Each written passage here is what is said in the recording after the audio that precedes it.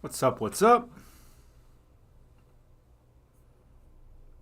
What's up? What's up, everybody? What's up? What's up?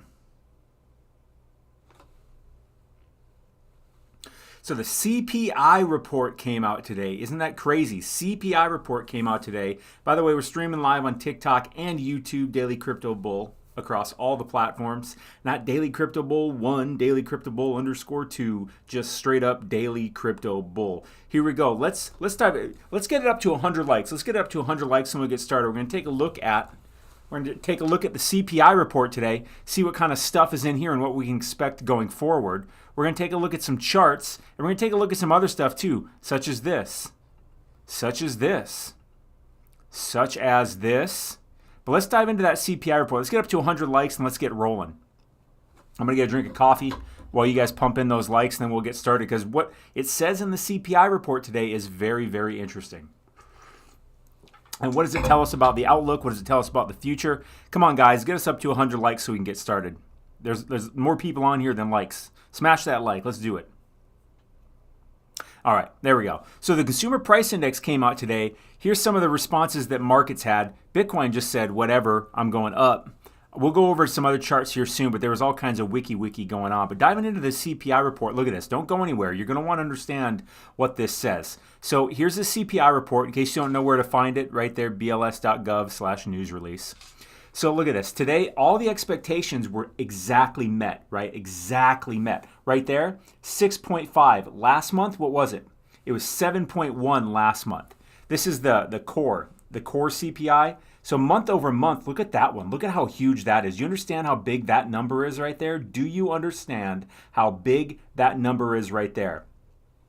In November to December, December to January, we had a negative print. Do you understand how big that is? Do you get that? Look at all these other months. June, 1.3. This is month over month inflation increases. Don't you go anywhere. You want to hear this stuff. 1.3, then 0. It's like, all right, cool. And then 0.1, then 0.4, then 0.4, then 0.1. Now negative 0.1. This is the first deflationary month we have had during this whole inflation spout. This is a big deal. And this number right here, 6.5, we went from 7.1 last month. So inflation is dropping fast. Let's go through here. They go item by item. Don't go anywhere. You want to see this, all right? Stay here. This is going to be something very valuable for you to know.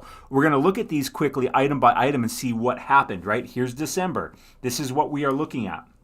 Look at all those negatives. Look at all these negatives right here. Look at this. Let's pump it up to 1,000 likes. Look at all these negatives right here. Negative 16. What's that one?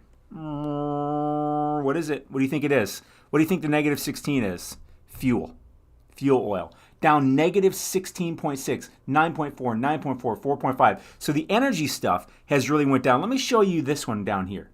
0.8. This is other than this one, but this is the biggest one on the board that I think we really need to look at. What is it? It's shelter. You want to know what's really interesting about shelter right here? Shelter being up 0.8. You want to know what's really interesting about that? Is that we are starting to see, so this number, I think this is kind of peak shelter month over month. I think from now on, we are going to see shelter go down. So we should expect this inflation number to continue to go down. Do you understand that? Do you understand how big of a deal that is? Hit the like button if you're starting to understand how inflation is affecting things and that it's probably going to go down going forward. But, hold on, I got to look at you while I say this. Hold on. Look at. What's really interesting is inflation is probably going to go down pretty fast, and we've been seeing it go down really fast. This went from the 8s to the 6s in a matter of like 3 months, okay? But does that mean we're out of the woods? Does that mean we've bottomed? What do you guys think? Drop in the comments. What do you think? Thanks for all the follows coming in, by the way. Inflation has been plummeting, right? Next month, at the beginning of next month, the Fed will meet and they'll do an interest rate hike or not, right? So inflation going forward will probably go down, right? But does that mean I see bottomed, Shiba, ? Nope. Someone says nope. Another person says nope, no bottom yet. So it seems like we got a mixed decision here. Have we bottomed? Have we not bottomed? It's about 50-50 from the few comments that came in here right now. What do I think? I think that inflation has definitely peaked and inflation is going to continue to drop really fast. So what does that mean? Does that mean we're out of the woods? To me, it doesn't.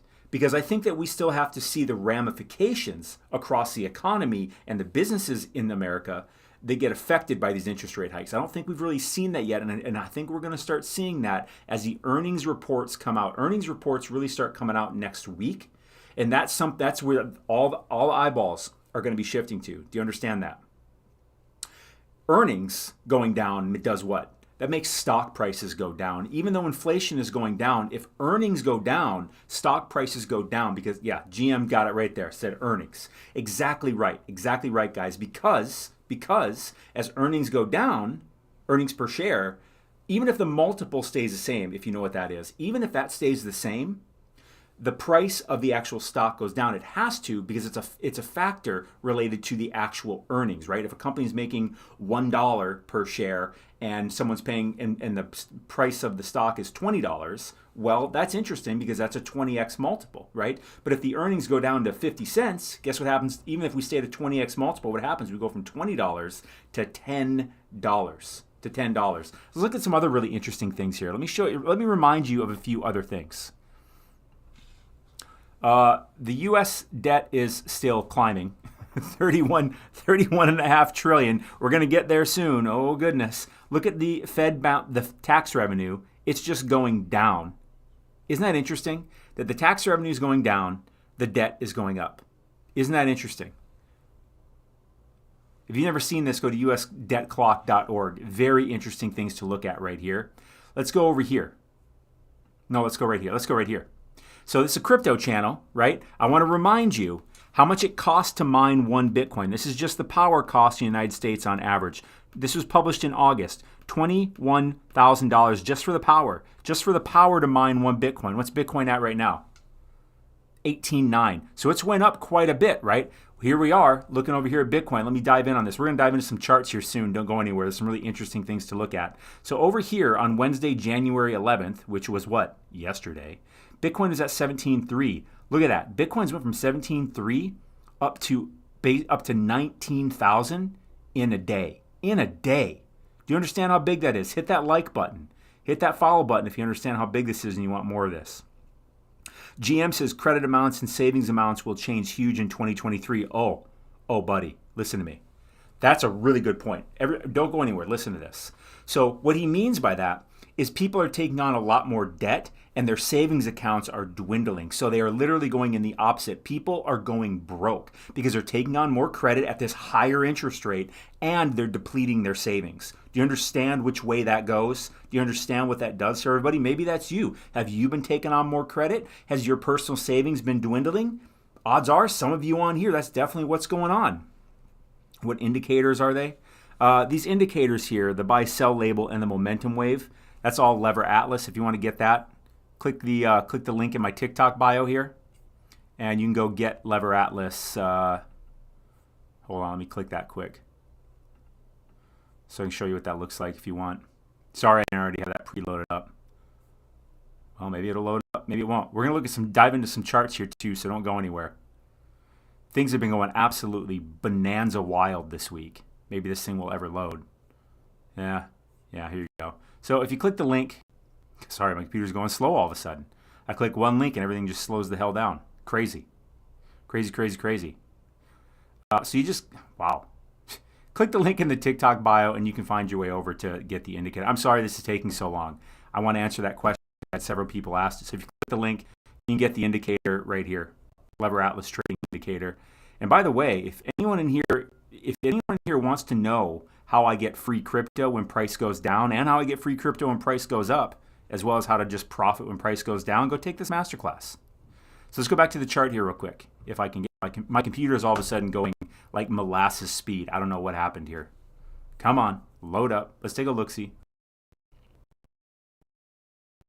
I'm trying to have a new look for the year, by the way. What do you think? What do you guys think?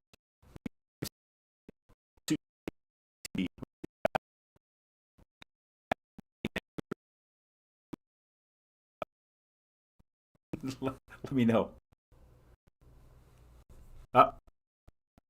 Two, refresh. Oh, come on. Goodness. I don't understand. Hold on a second. We're going to pull these charts back up. Don't you worry your little behinds about it. We're going to get it back up. I don't know what happened here. My computer, I clicked one button and I just screwed everything up. Hold on. Oh my goodness. I apologize. Technical difficulties, they happen, man. Anything but the Vikings shirt? Whatever, Ronnie. Whatever. I miss the Vikings hoodies. Well, I still wear that pretty much every day. Is this gonna be my new permanent attire? I don't know. I doubt it. We'll see though. Maybe I look a little more professional. A little more professional for the new year. New year. Come on, load up. Oh my God, I apologize for I don't know what's going on. Just load up. I swear to God, we'll pick back up and we'll have everything be fine.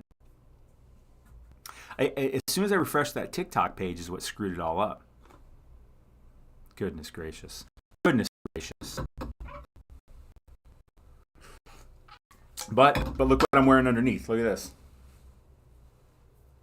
Ethereum, baby. Pink Floyd, Dark Side of the Moon, but using the Ethereum symbol instead of that prism. Oh my goodness, it's loading. It really is, I swear. We're going to dive into some charts. Let me put this on here real quick. Whew. Interesting. Interesting. Everything. Hold on. Oh my God. I'm going to have to restart my computer. I literally haven't turned on my computer in days. And I wonder if it's just the lagging effects of it. What is this down here? What is this? Hold on. What is this thing?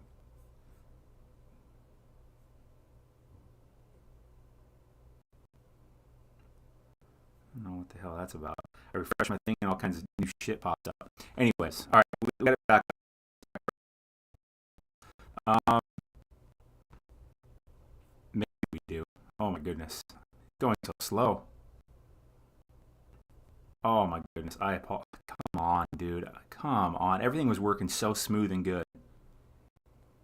And I can't get anything to freaking respond. I don't want to have to start to I don't want to have to restart my whole damn computer on a live stream. God dang. When do you normally go live? I don't know. Usually somewhere around 11 noon Pacific Standard Time. But this year, I've been pretty slow to get in it this year just because the holidays. I'm still on like a holiday hangover. Oh, come on. Nothing's loading up. Oh my goodness. It's this TikTok page.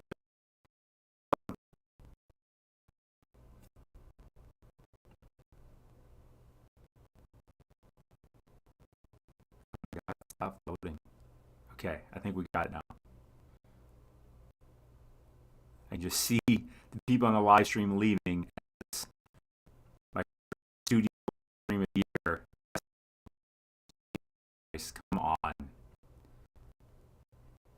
Well, we're just going to chat then. I don't know. I'm starting to sweat now. Disappointing. How disappointing. Anyway, so the CPI report came out today, right? CPI report came out today. Maybe it's moving now. It's moving some now. Wait, it may be responsive now. So the CPI report came out today, right? And so everything is looking really rosy. And I would say be wary of everything looking rosy and bullish, right? Because that's the way these things happen. The bullish upside, the bearish downside. Things get really bearish. Things get really bullish, and then they flip around. Once they get too bullish, boom, comes back down. Once they get too bearish, boom. Because think about where we were. Think about where we were before this run up this week, right? Some things really started running up last week. But think about where we were. Like we'd been on a descent down ever since November 7th, which was what? The FTX fallout. That was when we started the descent down, right? So eventually you're going to have to come to some kind of at least short-term bottom and then have a bounce. And so far we've bounced back up to basically the 200-day moving average, which is where we basically went on all, at best, on all these bounces that we've had in this bear market. Hold on. Don't like the Jesus Christ as a swear. I don't think that's a swear. It's a name of a fictitious figure. Going to drop into a descent, catapult for a pump or bull leg. I think that we're sitting in a bull trap right now. I think that we're sitting in a bull trap. What buy sell indicators on the chat? It's Lever Atlas. It's my own indicator. Click the link in my TikTok bio, and you can find your way over to it. Lever Atlas. Suit bro. Yeah. What was I saying? So as CPI is coming down, and every economist you really listen to was talking about how inflation is probably going to plummet really fast in the first half of 2023. But what we're all really watching for is what? Is the earnings for the companies. That's the thing we're really looking at, and we're heading into probably a recession because the yield curve inversion. Do you guys know what the yield curve inversion is? Right? It's treasury bonds. In particular, we look at the rate of the 2-year 10-year and the 3-month 10-year.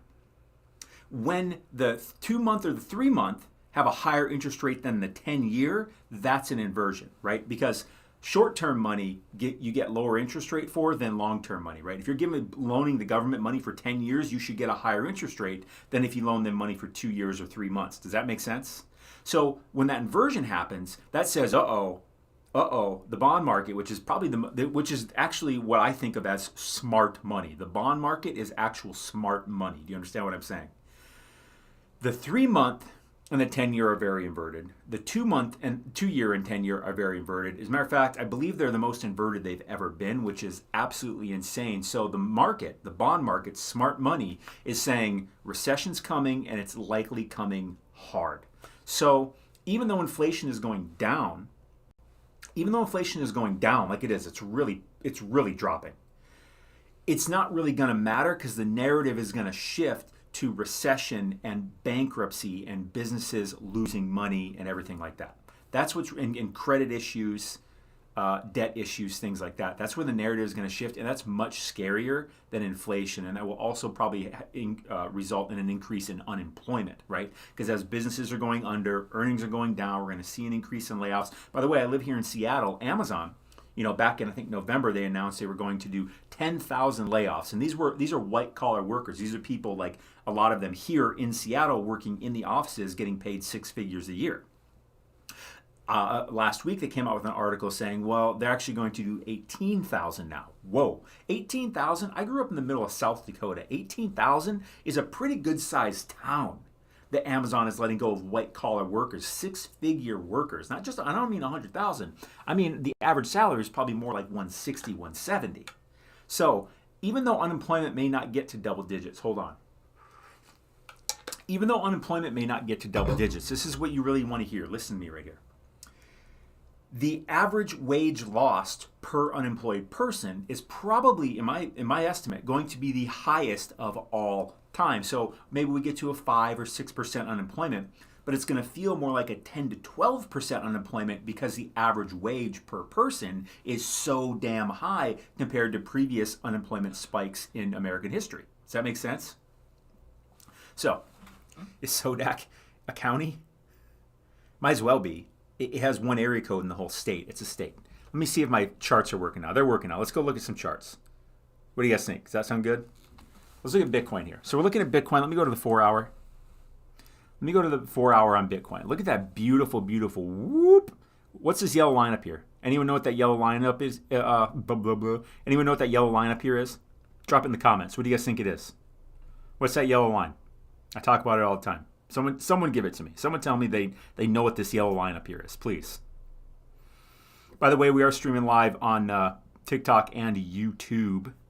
I don't have the YouTube stream up, and I'm not going to try to mess it. 200 moving average. It is. The 200 daily moving average, actually. The 200-day moving average. So, and that's at about 19.5. That's at about 19.5. Right now, we're at 18.9. Looks like we did breach 19,000. Isn't that crazy?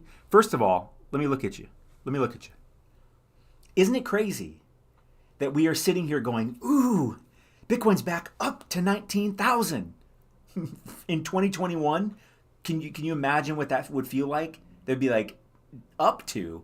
We just went from 15, 16,000 up to 19. We're like, woo, feeling bullish. Like, just remember that. Just remember how this feels. This is probably your first bear market. Bear markets are very funny. So we're very overbought on the 4-hour. Let's zoom into the 1-hour. Still working its way up. We are starting to print what is the makings of a possible bearish divergence. What that means is when we have a high and a higher high, and the waves are doing the opposite, right? Price is making higher highs, waves are making lower highs, right? So that's a bearish divergence. I think we could have one more leg up and hit our heads on the 200-day moving average, maybe have a triple bearish divergence. I'm going to let this one play out a little bit. Let's go down to the 30-minute real quick, see if we see anything there. What are we seeing? We're making higher highs. Obviously, we're seeing bearish divergence. We just printed a red dot on the 30-minute. This is a bearish divergence, right? Making higher highs, but making lower highs on the momentum waves. I saw some people ask for the indicator. The indicator with the buy-sell labels and the momentum wave, that's all Lever Atlas. If you want to check that out, click the link in the TikTok bio, and you can get Lever Atlas right here. And by the way, if you want to learn how I get free crypto when price goes down and free crypto when price goes up, take this masterclass. I still have it on sale for just $20. It's a 2.5-hour class. It's absolutely phenomenal. So that's Bitcoin. I wouldn't bet against Bitcoin right now. I think it could have one more leg up to come up to the 200-day moving average, but we can see that things are cooling down is what it looks like to me. Let's go to the daily real quick, just to zoom out a little bit more.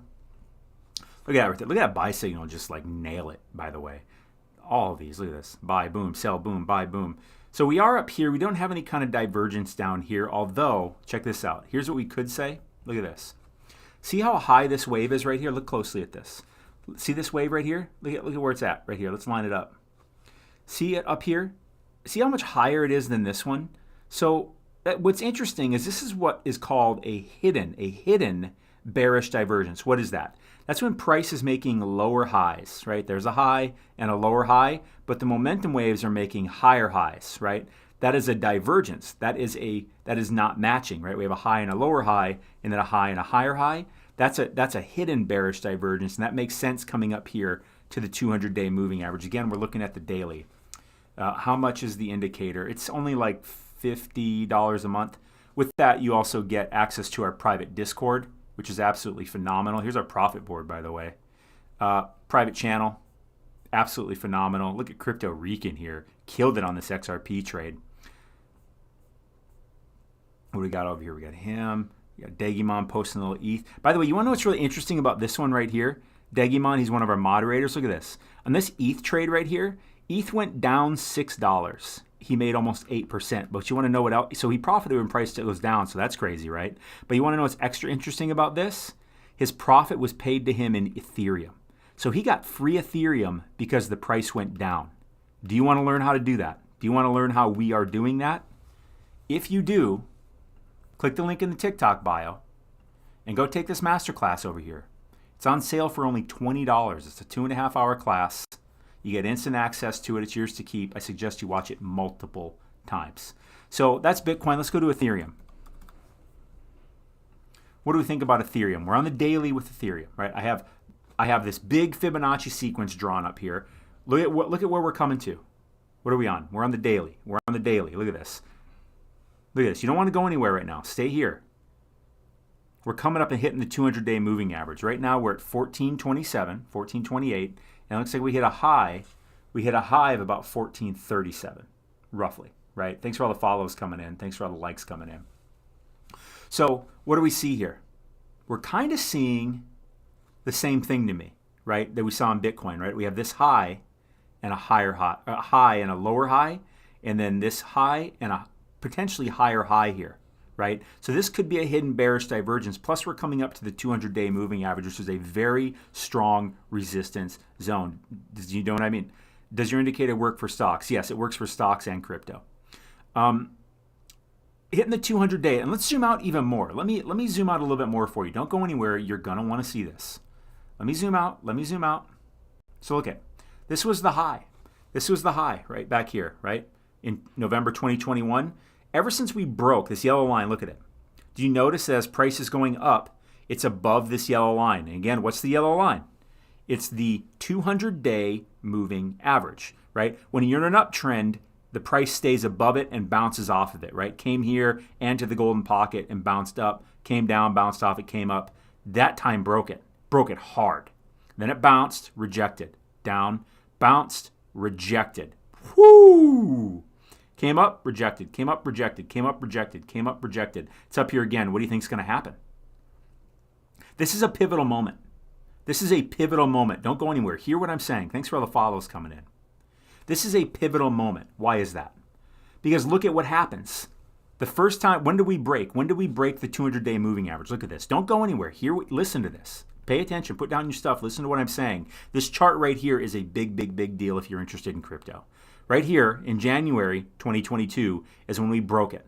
And we haven't really gone above it. We barely broke above it back here. When was that? Probably March, April. Yep, March, April, when the Russia-Ukraine thing happened and everybody thought that, the government was probably going to, or the Fed was going to start printing money again, but they didn't. And then when they realized that, it was like, all right, goodbye. Boom, right? And came down here to this line. See what this line is right here, this light blue line? This is the 200-week moving average. And roughly, we've been kind of using that as support. See what I'm saying? So now, these are converging, the 200-week and the 200-day moving average to this point right here. And we're coming up to test both of them. Are you getting it? Send in some likes. Send in some likes if you're understanding this convergent moment or divergent moment. This is a pivotal moment. Pivotal nonetheless. You guys get what I'm saying? Send in some likes. I want to see some hearts fly in for what's going on right now. Let them fly in. Like, hit the hell out of that like button. Well, you know what I mean. Tap the hell out of your screen. That's how they come in. Look at. Do you understand this chart here? That was the high in 2021. This is the 200-day moving average, 200-week moving average. Broke below it, have not broke back above it, rejected it every single time. The 200-week and the 200-day are coming together, and we're coming up to test it. If we break above this, goddamn, is that bullish. If we get rejected, continuation of the bear market. If we get rejected, I think ETH comes at least down to this Fibonacci line, which is about 1,050. Definitely comes down to 1,150, probably at least 1,050, and maybe we see newer lows. But do you see this convergence of the 200-week and the 200-day coming together? And we're coming up to test it right now. Big, big, big, big deal. Hit that follow button if you haven't. Thank you for the follows coming in. Big deal. Let's go to Bitcoin. Does Bitcoin have the same thing going on? This is the weekly on Bitcoin, the daily on Bitcoin. Here is the high, November 2021. We broke it, never to get above it again. Now we're coming back up to it. Look, see, we broke it back here, and we broke it here, but we officially went below it to never return at the beginning of the year last year, right? Came up in April, rejected hard, went below the 200-week. Now the 200-week and the 200-day have since crossed, and we still haven't broken above the 200-day. And so now we've been sitting below the 200-week and the 200-day since August. Okay? Coming up, rejected off the 200-week, rejected off both. Now we're coming up here. 200-day, 19.4, 19.5. Bitcoin, what's interesting, is it, as you can see too, it hasn't made a higher high. If it came up here above this, which would be above the 200-day, and above 21.6, which is this high right here. See that high right there? See that? Right here. For those of you on YouTube, right here. If it goes above this, which would also be above the 200-day, to about 21.7, hell, call it 22, that's really bullish. Because that will be the first time, look at this chart, right? Nothing, there's a high, didn't get higher than that, bounced off the 200 down. We have not made a higher high, right?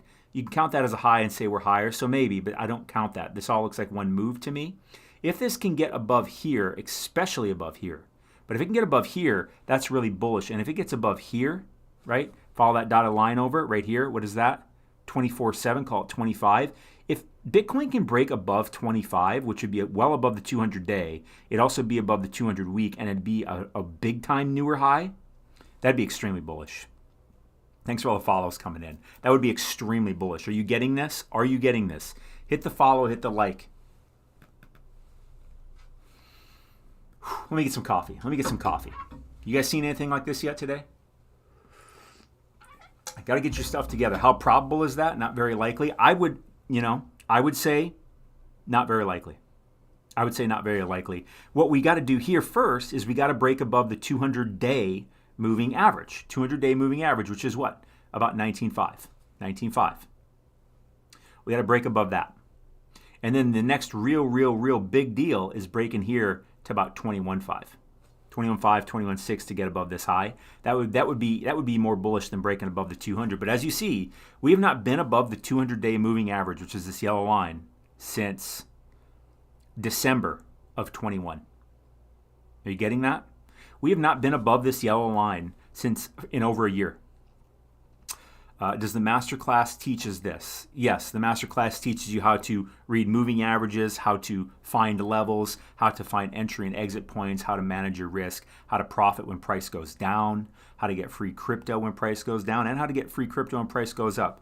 So I see some people asking about the Masterclass. So if you want to get that, just click the link in the TikTok bio, and you can get the Masterclass right here. It's on sale for just $20. It's a 2.5-hour class. I spent 2.5 months making it, and it's yours. You can watch it right away, and I suggest you watch it multiple times because it is just packed with content. The price on that will be going up. So that's Bitcoin. That's Ethereum. What else do you guys want to look at? What should we look at now? Now it's dealer's choice. What do you guys want to look at? I see some people asking about the indicator. If you want to get the indicator, which is the buy-sell labels and the momentum waves, click the link in my TikTok bio, and it's called Lever Atlas. You can get it right here. Plus, you get access to the private Discord here, where we're doing some sick stuff like this. And most importantly, we're sitting here chatting with each other, sharing trade we're doing and stuff like that. Let me get back. Oh, now my computer's going off laggard again. Come on, dude. Come on, bro. I see Gala, I see Quant, I see ApeCoin. Who got in first? SLP, Mara, Gala, Phantom, Quant, ApeCoin. I'm trying to go back up top to see who got first. Looks like AVAX got in first. And you know what? AVAX is a really interesting one to look at, right? Because it pumped like crazy yesterday, like crazy. Feel free to hit that follow button if you want. So let's look at AVAX. So we're looking at the daily here. Looking at the daily, right? I would say that the high we want to get above to be really bullish for AVAX is here, which is about a little over $20. Call it $20.5. But AVAX is doing what? It's coming up to the yellow line, which is the 200-day moving average. When was the last time AVAX was above the 200-day moving average? April 2022. That was the last time Avalanche was above its 200-day moving average. Right? Since then, it hasn't even come close. Got rejected here. Didn't get close. Now that AWS news really pumped it up here to about what? To about 16.5. Now we're sitting at about 15.35. I have a hard time seeing AVAX go any higher than this. This was very much event-driven news with them getting that hookup with AWS. Let's zoom in a bit, though. Let's go down to the 1 hour. Let's see what AVAX looks like right now. Let's try to read this chart. What do you think?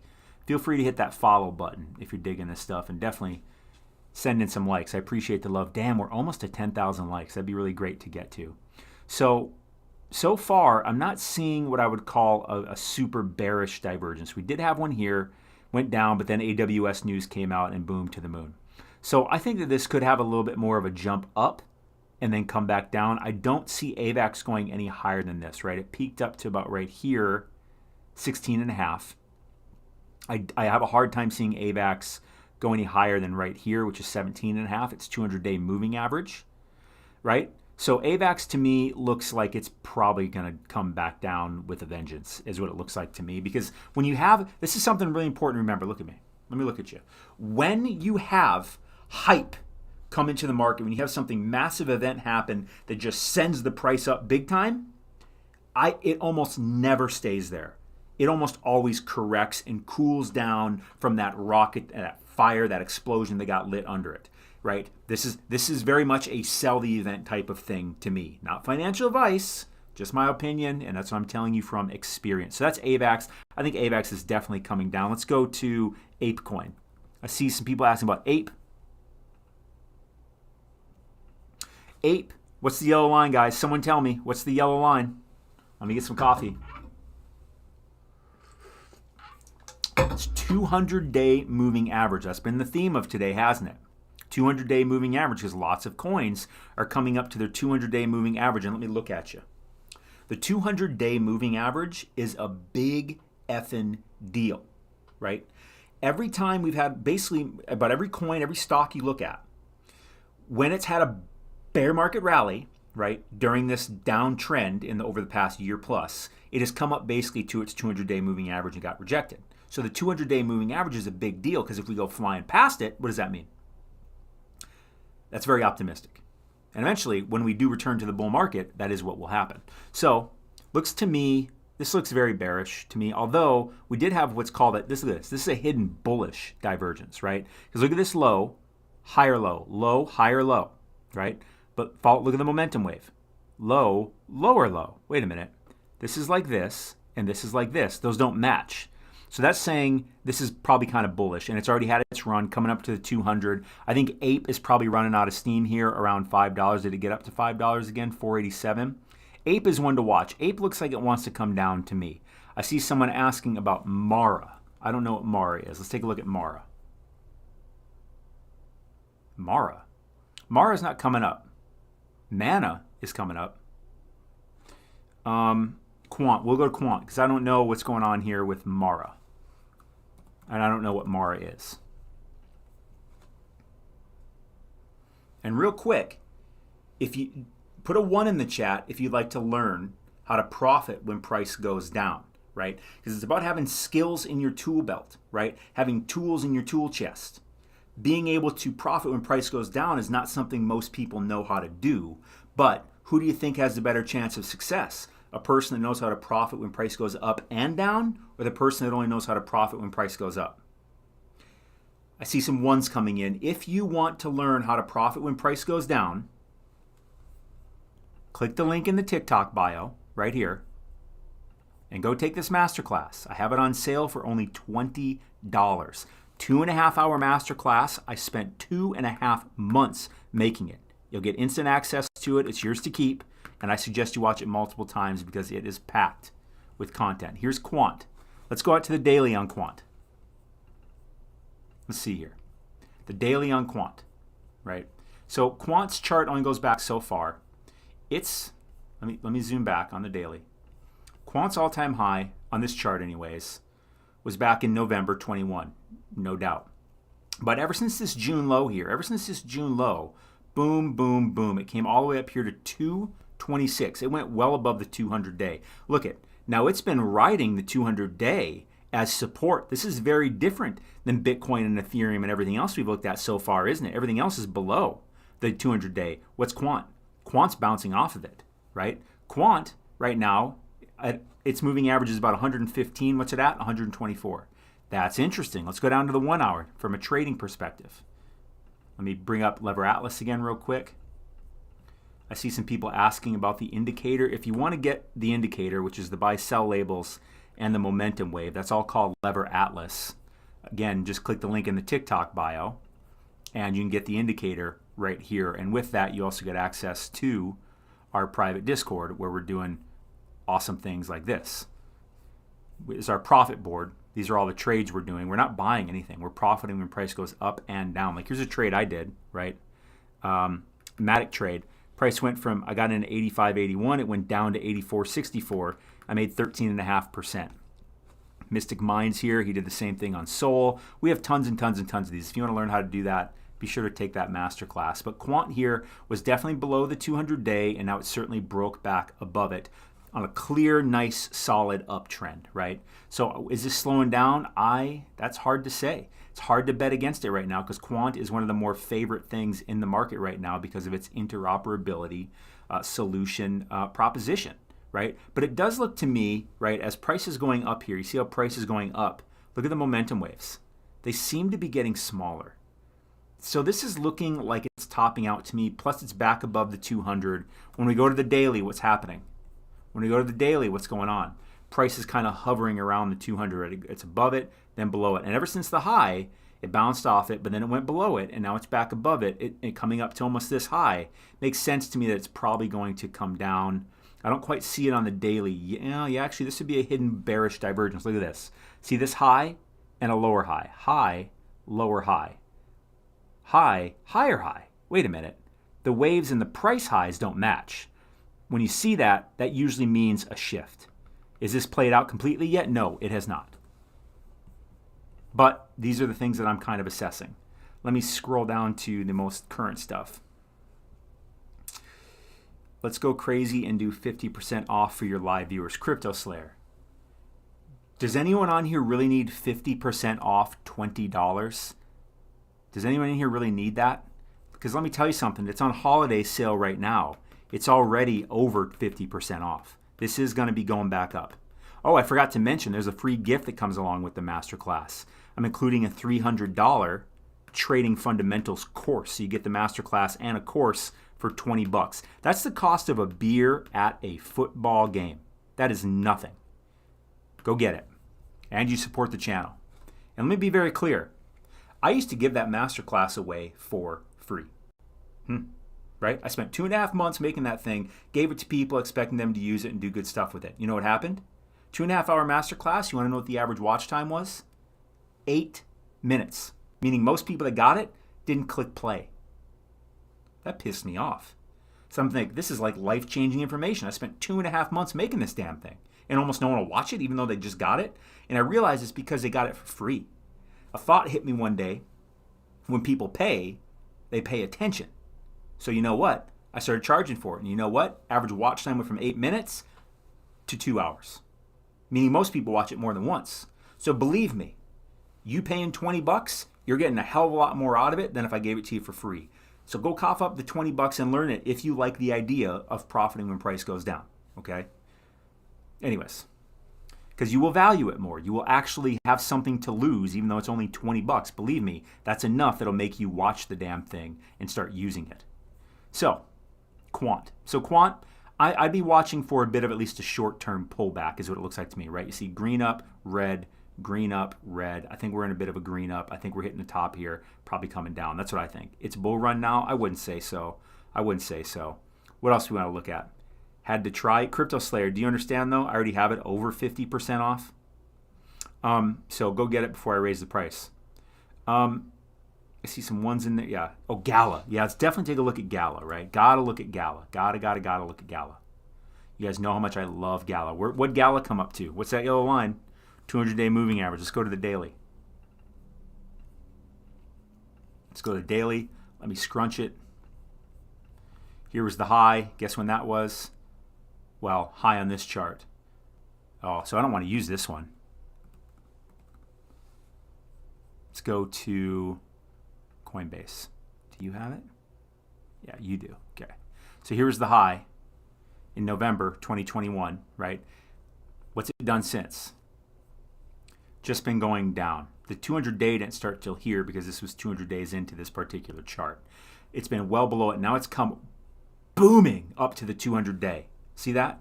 Booming up to the 200-day. What's the momentum chart showing us? We are extremely overbought on the daily. That's what it looks like. Let's go down to the 1 hour. This might take me a second because I'm going to have to scrunch this up. As you can see, price is going up, right? Price is up, but momentum is now shifting down. Although this is a hidden bullish right here, and it popped back up to the 200. So I think it's going to gravitate around the 200 for a while, which is what? What's the 200? It's about 4 cents. It's about 4 cents, okay? To me, I think this is a strong resistance, and I think Gala's going to come down. Right now it's at 41.86. That'd be something I'd be looking to short. I see someone asking for, Crypto Slayer, thanks for the TikTok. A lot of FOMO in the market. Delta Flare says BIT. Yeah, let's take a look at BIT. BIT was one we identified a couple weeks ago because of an event they had going on to get out. And actually, it was back here. Was it back here? No. On the 1 hour. Let me go to the 4 hour real quick.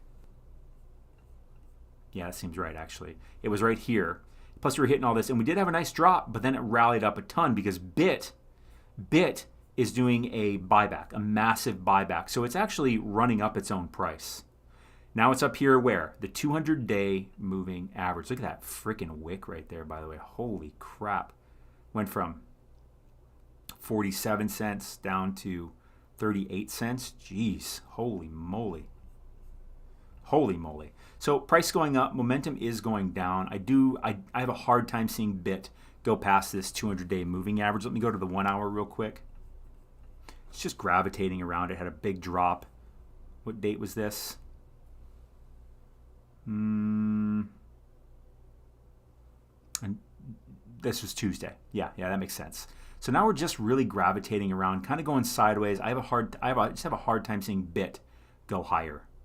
I see Solana. Let's go to Solana. Hold on, let me get my as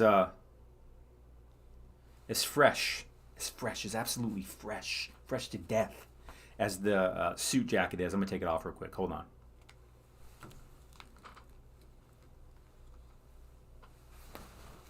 Starting to sweat, boys and girls. Starting to sweat. Really nice jacket. I got it over the holidays. Well, suit. Can't see it, but I have, the matching suit pants on also. So I figure, why not? Why not? So what do we got with Solana? Solana obviously had this redonkulous pump coming all the way down here from what? Came all the way down. Came technically all the way down from $8. Look at that buy signal. Look at that buy signal on the 4-hour. And then look at that buy signal too. Just absolutely nail it. The sell, call that a loser. Oh well, you lose a little bit, but boy, oh boy, did you make a lot on the buys. Sell, actually, these could be profitable depending on when you got in. But my, oh my, I do think that this, where's the 200-day moving average for? 200-day moving average is all the way up here at $28. $28. Could we get up there? I guess anything's possible. I have a hard time seeing Solana, although who would have guessed that Solana was going to see a pump here? But everything pumped on Sunday. I don't know. Could we have another leg up? We could. This right here looks pretty damn similar to this, doesn't it? I would be conservative with my shorts. I would also be conservative with my longs, kind of business as usual. Be sure to use a stop loss. But let's zoom in a bit. Let's go to the 1 hour for Solana. We are seeming to hit resistance here, right? We have rejected. We've come up to it, which is about $16.50. This might be a pretty decent spot for a short. Let me zoom into the 15-minute. What do we see? What do we see here? I think I'd probably like to take a short at 1670, above 1670, and then I'd probably put my stop at probably, probably just a little above these wicks right here. Be real conservative about it, like maybe 1682, 83. Probably what I'd do. And if I get stopped out, oh well, reassess and maybe get back in. Because you don't want this thing running up on you, right? You don't want this thing running up on you like it did on some people on Sunday, right? Here you are doing your little scalps and then boom, off. And you're like, Jesus Christ, I just got stopped. I just got liquidated. You know what I mean? Probably not liquidated in that move depending on how much leverage you use, but nonetheless. Let's take a look at Atom.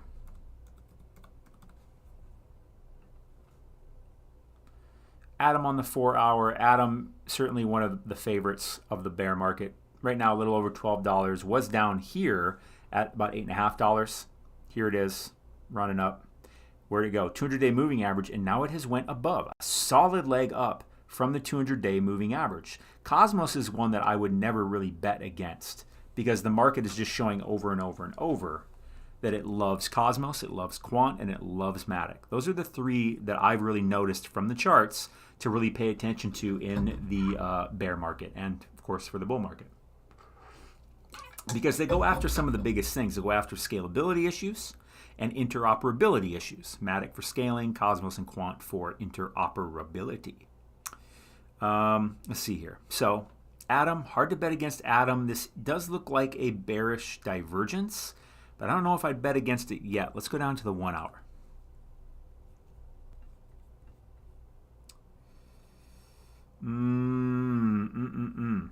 What do we think? Is that going to be a bearish divergence? Going from back here, it is, but then it ran up again. I don't know. Hard to bet against it. Hard to bet against it. It's certainly finding resistance right here. Might be worth a little dabble. Might be worth a little dabble. Might be worth a short. Let's go to ICP.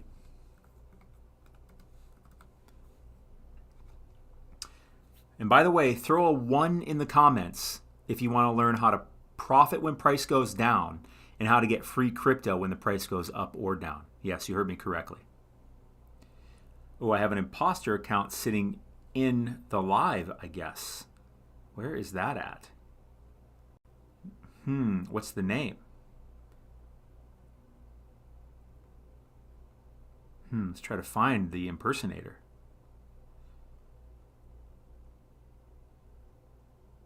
I don't know.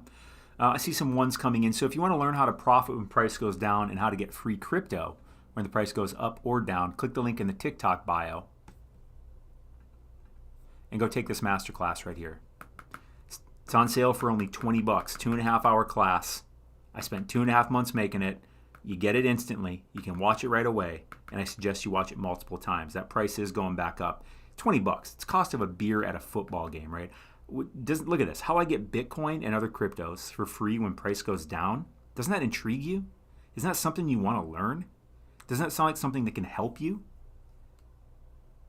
Go take the class. Price is going back up. ICP here, though, on the 1 hour, all right, we had a bearish divergence. Price dropped pretty nicely. It's come back up. We had another bearish divergence. Lever Atlas even shows us these red lines here that point them out. Went down. I think we're going to have yet another bearish divergence on ICP right now. We're at $4.50.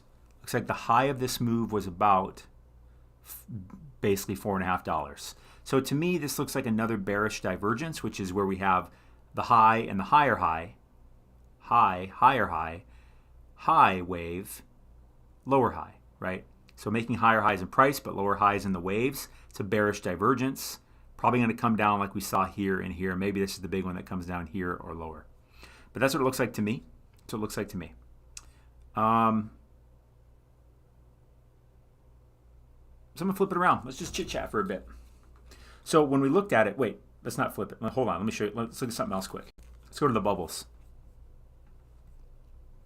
So here's the bubbles for the day. A lot of green on the day.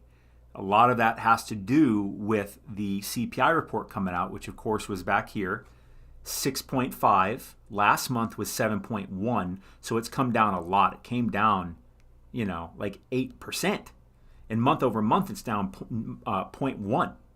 First negative month we've had, this only goes back to June, but first negative we've had, actually a deflationary month. Absolutely crazy, right? So I think a lot of what we're seeing here has to do with the very positive CPI report, because inflation does seem to be breaking. It does seem to be breaking. Let me get my jacket back on here. It does seem to be breaking. But does that mean we've bottomed? Hold your horses. Not necessarily. Not necessarily at all. Because the interest rates that have been pumped, up in all of 2022, they actually we're still waiting on them to show up in the real world, in the economy, in the businesses, in the builders. Let me tell you something about the apartment builders in the country right now. So they took out pretty large loans in probably 2020, and I live in Seattle, but a lot of other cities are like this too. They've been building like crazy, building apartment buildings. And as the years went on, they were building more and more, faster and faster and faster. So it eventually has to hit a head where supply overshoots demand. The problem with building things like this is that they take some time to build, right? Apartment buildings can take 2 to 3 years to build. So if the demand in that time starts dropping, which it is now, a lot of apartment buildings are coming due and are going to be completed this year, and they're not going to have anyone to rent them. And the financing they got originally to build the building was at 2020 prices or 2021 prices, which was like 0% interest. And the loans that they get then are like construction loans, and typically when the construction is complete, a lot of them need to refinance and go get more of a real mortgage loan. So now they're going to have to get it at the new rate, which is way higher. You understand that? And a lot of them in 2020, 2021 that were building, they were paying very high prices for materials such as lumber. Delta Flair in here, he was showing me a chart the other day on lumber. And lumber, you guys want to look at lumber real quick? Let me pull up lumber. Let's pull it up. Let's go to lumber.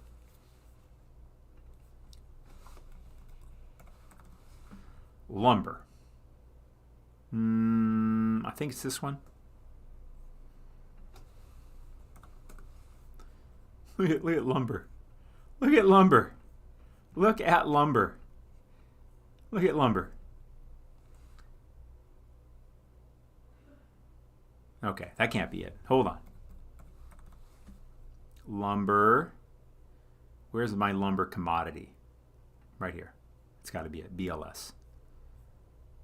No, that can't be right either. It's the weekly. No, maybe that is right. Sorry, my phone shut off or something like that. Hold on. Is this lumber? I think this is the lumber chart.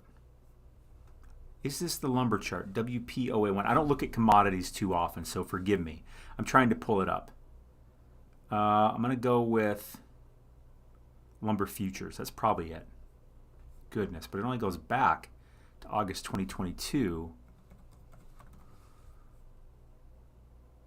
Let's go here. It's BLS. So my guess is that this was lumber back here in 21.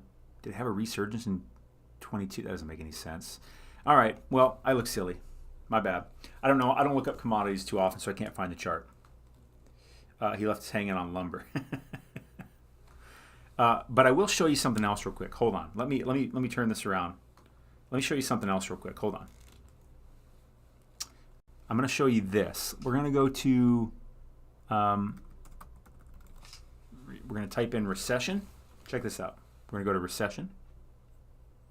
And we're going to overlay it with the SPY.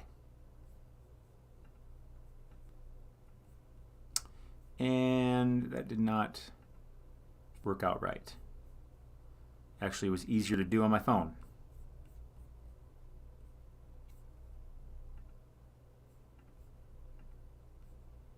Let me get rid of that again. Okay. Now let's overlay it. Yep. Compare. Same price scale, new price scale. That's how we do it. All right, so look at this. Look at this. So these blue lines right here, don't go anywhere. These blue lines right here are recessionary periods. Okay, so these gaps are when we were in recessions. And the orange price is the S&P 500. Watch this very closely. So let's go back, go here, right? So right here, right, September 2000, that's the beginning of the recessionary period. Look at where the stock price was. Stock had started to fall. We entered a recession. Down it goes. Now look over here. This is when the recession officially ended, October 2001. But when was the bottom of the stock market? Not until September 2002. Interesting. So the stock market kept going down after the recession ended. Let's go to the Great Financial Crisis. Here, right here, June 07. This is when the recession started. The peak of the stock market was October 07, and then the bottom of the stock market was March 09. The end of the recession was June 09. Very interesting. So the stock market topped and bottomed during the recession. But over here, it topped and bottomed before and after the recession. Very interesting. So where are we at right now? We had this, obviously, COVID going on, right? This was that one. And then we had this big drop. And then now we've been rising up like crazy, right? December 21. Now, March 22 is as far as this particular chart goes. Why? I don't know. I don't know why it's only going this far. But nonetheless, we really just want to look at historical data anyways. I wonder if I can slide this up a bit. Can I slide you up? Slide you guys around? Anyways, so these are the two that I really wanted to show you. The dot-com bubble and the Great Financial Crisis. About how they work, right? We peaked before the recession and bottomed after the recession. Here we peaked in the recession and bottomed in the recession. So what's going to happen here? Hard to tell. Hard to tell. Hard to tell. Hard to tell. Let me see something here real quick.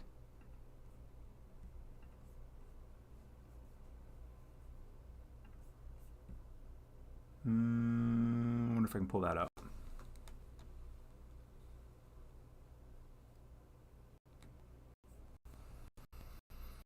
Ron, one of our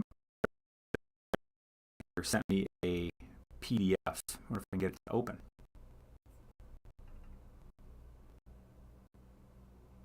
Said it would be a good visual. but I'm having trouble opening it.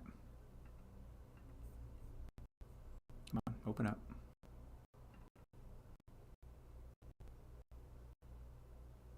Trying to open it up. My computer's just sucking. Sorry. Bitcoin halving and the impact on the price. I will. Digimon, gotcha. I'm more around Franklin. I hope you're doing all right there, Digimon. I was reading about some of that flipping going on. I wasn't aware of it at all until you brought it up the other day. And then I saw an article about it today. Essential facts about the video game industry. Oh yeah. That's too much. That looks really good. I'm gonna have to review that. God, I'm so bullish on blockchain gaming. Maybe we should just go over it. I feel like people are just gonna drop off, but let's take a look at it real quick. So this is Ranjit sent me this. Delta Flare in the chats. So this is essential facts. So for me, in case you guys didn't know, I'm extremely bullish on NFT blockchain gaming. I think it is absolutely, I know it is that, like, I don't say that much, but it's just so obvious. It is the future of gaming, right? It's going to be the new dominant model within the next 5 to 10 years, straight up. And that will be because of the blockchain, because of NFTs, okay? So the exact games you play now will be better because you'll actually own the shit in those games instead of fake owning them, which is what you do now. And that you can actually have real value for those things because you can sell them to other people. You won't get rich from playing any of these games, but you'll get a lot more value for the time spent there, right? Your things, all the time you spend, all the effort you spend, it'll be fun. It'll be so fun, but it'll be even better because you'll actually get value for your time, right? And you'll just feel it's just a much better experience. That's the best way I can put it. So let's go over this. Let's go over this real quick. I'm going to read this live with you. I haven't looked at it yet. This does look really good. Essential facts about the video game industry. And so let's read some of it. Table of contents, the community, benefits, building community, player habits, parents, video game. Let's just go through. How many pages is this? Let me look real quick. That's a lot. It's about 28 pages. So I don't know if I'm going to go through the whole thing here, but video games play a vital role in our lives and well-being. I agree with that. Video game player community, 66% of Americans play video games at least weekly. Weekly. Do you understand that? 215 million active gamers in the U.S. U.S. alone. 65% of American adults play video games. 71% of American kids play video games. 87% believe there is a video game for everyone. I agree with that. That sounds about accurate to me. So it's a huge market. And you want to know what else about gaming? It's recession-proof.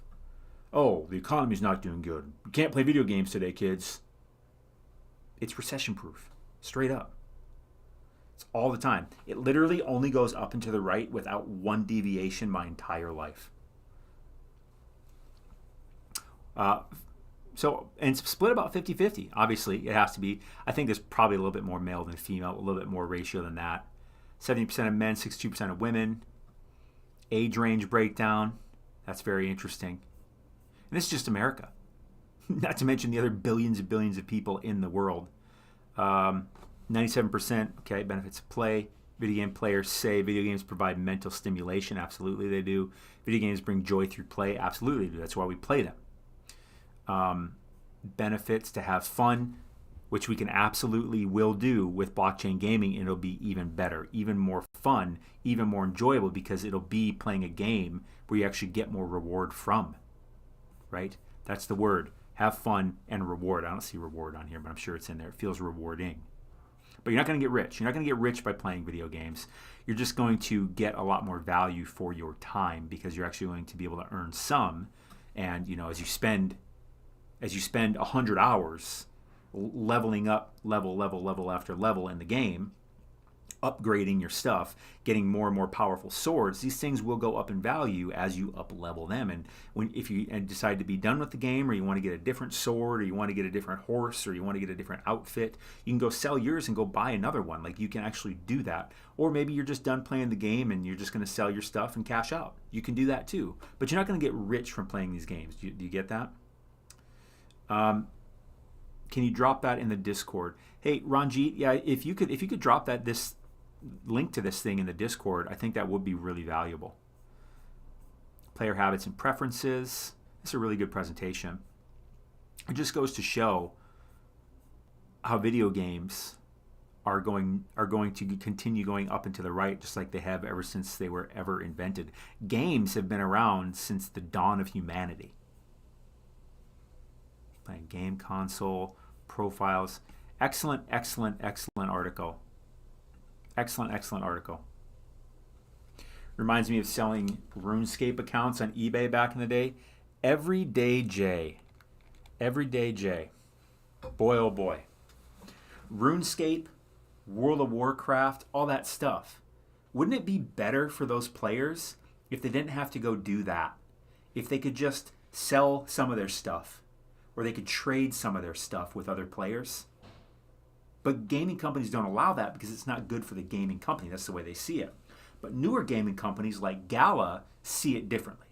They see it as having a true community-based thing where you really get value for your time. You're going to get much more, even more enthusiastic, more dedicated, more loyal people in the community.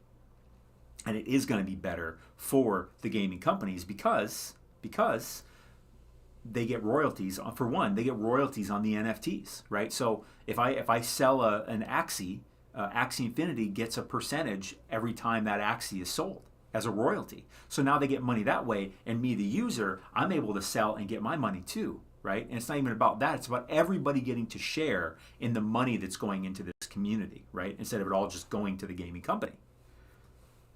So it's not about getting rich. It's just a much better model for every single game you can imagine to go on.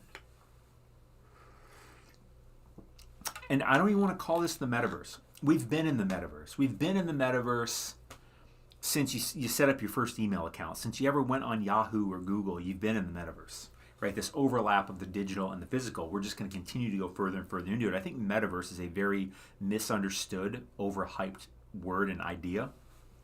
But with that being said, the next big overlap between physical and digital, metaverse if you want to call it that, is gaming. It's just so obvious. It's so obvious that you can have the exact same games you have now, or at least style or quality of games, but put them on the chain, on the blockchain, and put NFTs in them.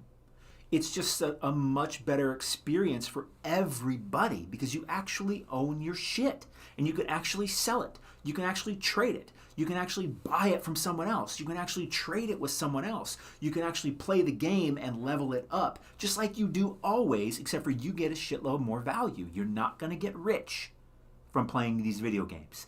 You're just going to get a lot more value out of them.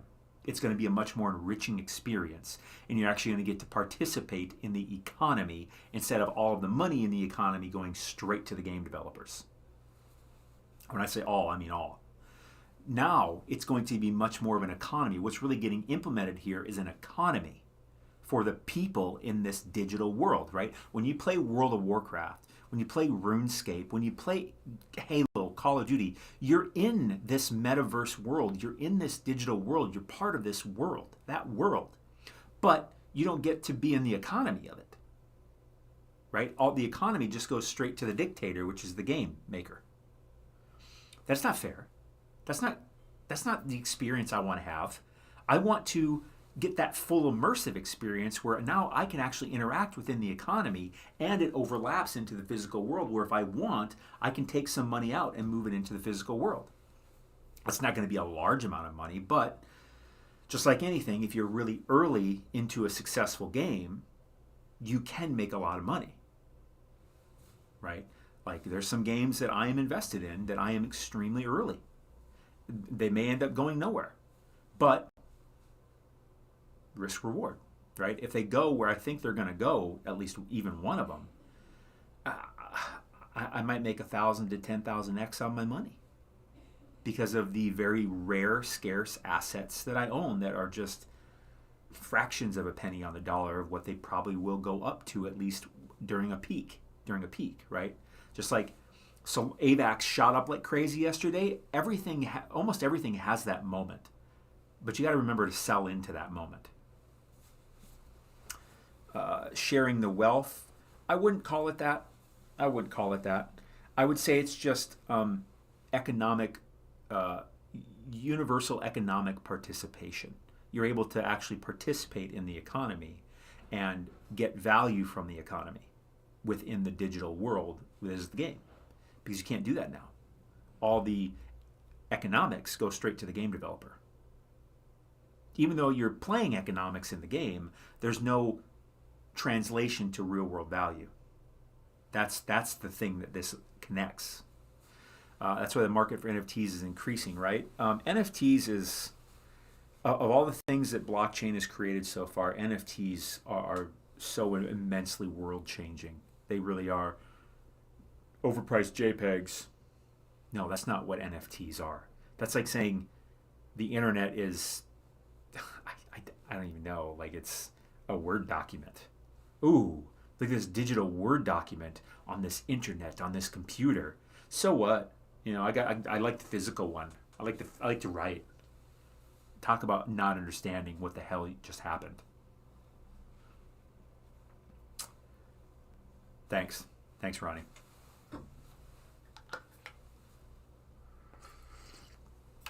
Put out all my crypto and wait for a dip. Pull out all my crypto and wait for a dip.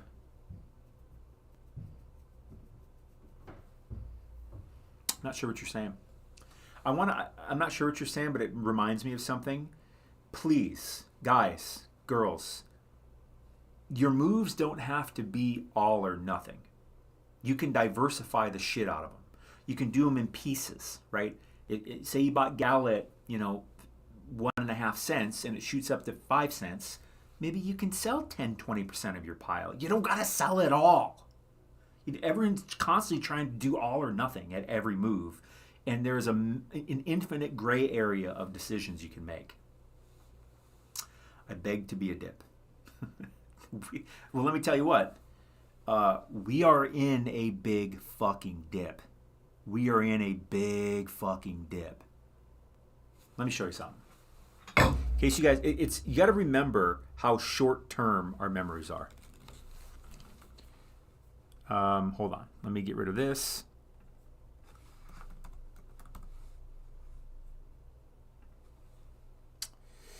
Do you guys remember?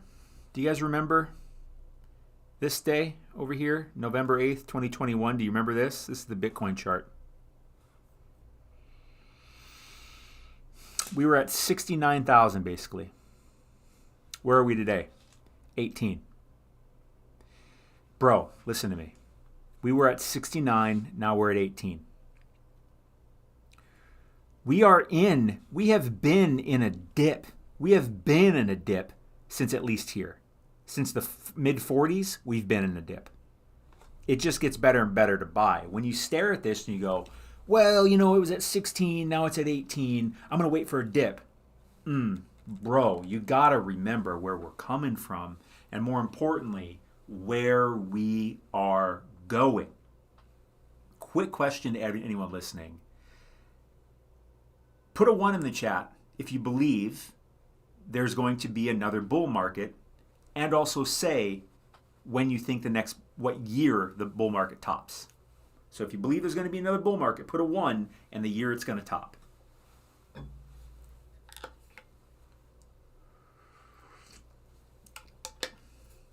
Delta and Zindel say 1 2025. Rare says 1 2025. I see another 1. 2027 says happy dab. All right, now next question. Please answer it. What do you think Bitcoin, conservatively, is going to get to at its peak in the next bull run? Drop that in the comments. Almost everybody put a 1, and most years are 25 or 26. What do you think Bitcoin is going to get to at its peak in the next bull cycle? Delta says 210. Happy Dad says 100. 105, 145, 285, 125. Looks like everyone's saying 6 figures and above. What's the price of Bitcoin at right now? 18.8. 18.8. Do you really need a dip? Or are we in a BFD, a big fucking dip? We've been in a big fucking dip. Remember that. Oh, I'm positive it's gonna go to 100K or more within the next like 2 years, and we're staring at 1,800,000, excuse me, contemplating. You got to you got to zoom out, in my opinion. You got to zoom out. If just because we just came from 16s to 18s doesn't mean, oh crap, I missed it. No. Zoom out. Zoom out. Get what I'm saying? Get what I'm saying? Zoom out. Do you know how much Bitcoin I bought in the 16s? Every day I was buying Bitcoin. Every day I was buying Bitcoin. Were you? Every day when ETH was at 1,000 and 1,100s, I was buying ETH. Were you? Why was I doing that? Because I'm looking to 2025. I'm like, shit. Every dollar I put in here is like $5 or $10 in 2 years. Fantastic. Like, that's exactly how I think about it. Every dollar I put in is probably going to be like $5 to $10 in 2 years. What? That's the way to think about it, in my opinion. Stupid internet broke, so I was late. It's all good. Please explain DCA distributing 2K every month for 2 years. How would you do it? 2K every month? I can't tell you how I would do it. How I would do it is I would put it into the top 5 to 10 projects I really, really believe in. 50 to 70% of that money would go towards Ethereum and Bitcoin in that order. And then the other 30 to 50% of that money would go towards other things. For me, the biggest things I go in are Gala, Matic, Sand. Again, remember, what's your thesis? Where do you believe in the most? I believe in blockchain gaming above everything else. NFT blockchain gaming above everything else. That's me. So basically everything I look for, I'm basically only in that category. We're talking about diversify. Yes, I'm diversifying in that category, but I sprinkle in a little DeFi too. I have a little Uniswap, right? I have a little Aave. I have a little Curve. And then I have a little interoperability, Quant Cosmos. And if Arbitrum ever comes out with a coin, I'll probably buy a little Arbitrum. I should probably buy a little Optimism. So it's taking that other 30 to 50%, in my opinion, and spreading it around. But I'd say 80 to 85% of all my money is in ETH, Bitcoin, and blockchain gaming, and then the other 15-ish% is in, like DeFi and interoperability solutions, namely Cosmos, Quant, and a little DOT, because DOT just seems so undervalued to me. And frankly, I feel like every single one of those will be worth significantly more than they're worth today in the next couple of years. So I feel like I'm going to win on every single one of them. Even if they don't go to new all-time highs, if they only go back to their previous all-time high, that's still a big fucking win from right here over 2 years. Independent of volatility and price action? Oh, that's a good question. You could go multiple ways to do that. You could just be robotic and do it every day, every week, or just once a month. I probably wouldn't suggest once a month. Or you can deploy once you hit certain milestones, like 17K Bitcoin, 16K, 15K. We're under 20K. Think about less than a year ago. How you were laughed at and ridiculed if you thought Bitcoin was going under 20K. Do you remember? Zoom out. Remember. Do you know how no one would believe that? And here we are under 20K. Y'all think it's going over 100. You can't get it perfect, Zindel. You can't get it perfect. I think the only way you can go is to just buy at good value. And we've been in fantastic value. If you buy at 18.8 or 16,000, I don't think you're really going to, when Bitcoin goes to 100, I don't think you're going to be really crying over getting in at 18.8 instead of 16. Oh, I wish I would have just bought more at 16 instead of buying any at 18.8. I don't think those are things to be thinking about, because that's trying to be perfect. And you can't be perfect. You just can't be. I mean, I bought some Bitcoin today. It's pumped up a good amount. I don't care. 18.8. It's going to 100 plus. I just turned $1 into 5 every time I buy. Right now, under 20, I think when I spend $1, it turns into 5 in 2 years. Find me anything else in the world that's going to give you that. If Bitcoin gets to 150, how will you take profits? I will be selling most of my Bitcoin at 100. I'm trying to be really conservative. You can't be greedy. I'll probably sell literally like 80% of, because I have exit prices. I have exit prices.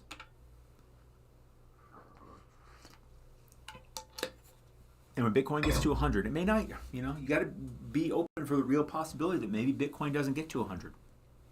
Because Bitcoin, I don't think, is the dominator in crypto that it once was. I think Ethereum will flip Bitcoin. I'm more invested in Ethereum. If you guys have been listening to me for any amount of time, you very much know that to be the case. How do you avoid paying taxes? You don't. You got to pay taxes on capital gains. Can you share those exit prices? No. They're subject to change. I would say come up with your own conservative ones. Like I said, if Bitcoin hits 100, I'm going to sell most of my Bitcoin. ETH hits 10K, I'm going to sell most of my ETH. Gala hits $1, I'm going to sell some of my Gala and then go on the way up. I think Gala will go well over that. But the thing is like you can't go broke taking a profit, right? If I sell Bitcoin at 100, even if it goes up higher, what do you think the chances are in the next bear market Bitcoin comes back under 100K? To me, it's like 100%. So if I sell at 100, I'm still going to be able to buy it back later at a lower price than I sold it for and rinse and repeat. Get what I'm saying?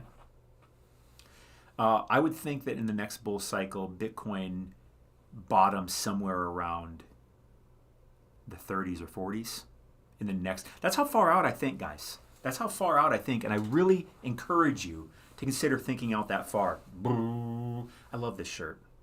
I love this shirt. Ethereum, Dark Side of the Moon. I love it. I really encourage you to think further out. Like I'm talking about the next bear cycle already. Do you hear that? Like if you can think out further than most people, even just a little bit further, your chances of winning go way up. And this isn't my first bear market, right? Or bull market. I've been in crypto for 6 years, which is an eternity in crypto.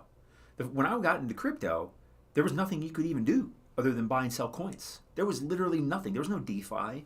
There was no NFT. There was no gaming. There was nothing. You bought and sell coins. That's it. What ledger do you use? I use Ledger Nano X. Are you buying Gala right now? I'm not buying Gala like today because I do think Gala is going to go back down. But I was buying Gala all of December.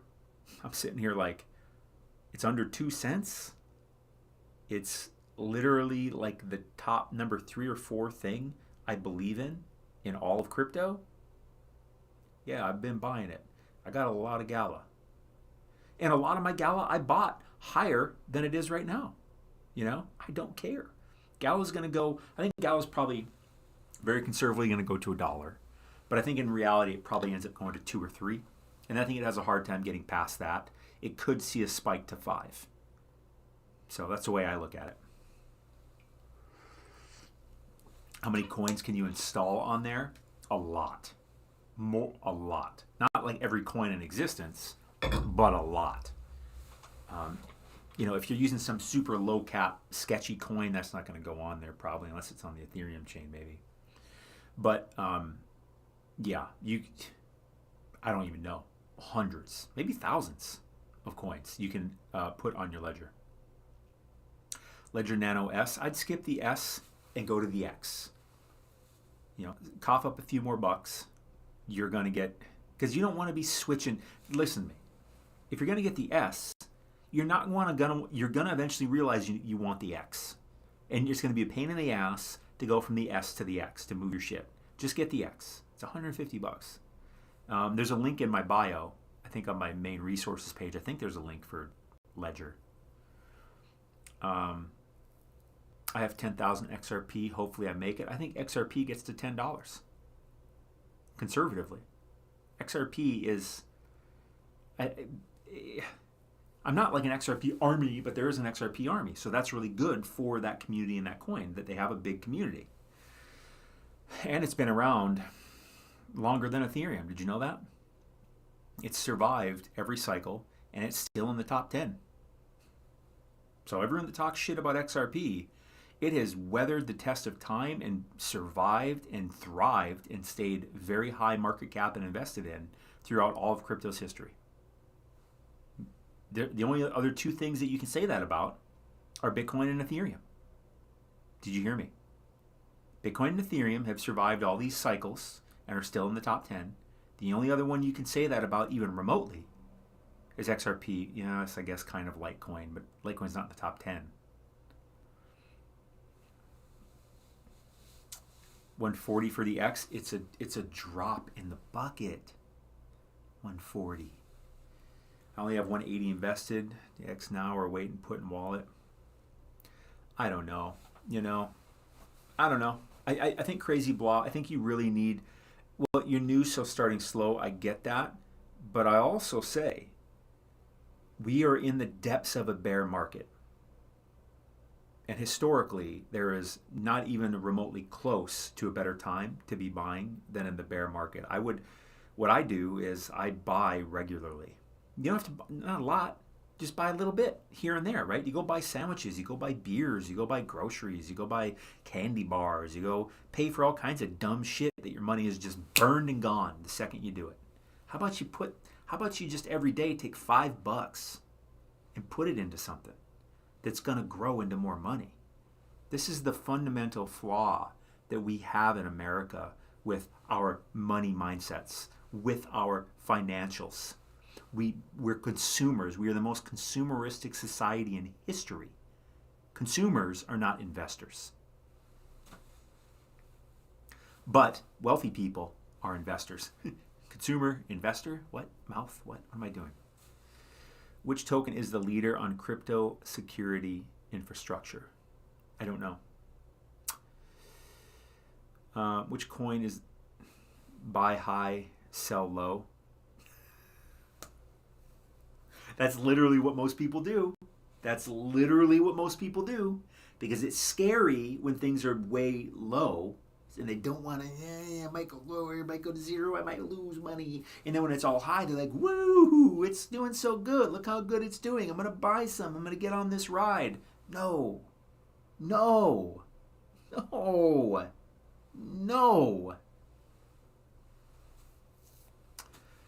I'll tell you what. The prices you see these things at right now, Bitcoin, Ethereum, you name it. When this bear market is over, we will never, ever, ever come close to seeing these prices again. Ever. If you want to get FOMO, if you want to get scared, remember that. And by the way, would you put a 1 in the chat if you want to learn how to profit when price goes down? Put a 1 in the chat if you want to learn how to get free crypto when price goes down or up. Yes, you heard me correctly. I'm going to buy so I don't regret this time. Spending some gold. I appreciate that, Panda. I see some 1s coming in. So, go to my TikTok bio. Click this link. Take this class. I have it on sale for only $20. 2.5 hour class. You'll get instant access to it. And I suggest you watch it multiple times because it is packed with content about how I get Bitcoin and other cryptos for free when price goes down and when it goes up, and how I just straight up profit when price goes down. Let me show you something. Here's our profit board over here in our Discord. Let me show you something. Look at this. Here's a Degimon. He was in the chat here a bit ago. Look at this. Today he did this ETH trade. He got free ETH in this trade, by the way. Look at this. He got in at 14.28. Price of ETH went down. He made almost 8%. And his profit was paid to him in Ethereum. He got free Ethereum because the price went down.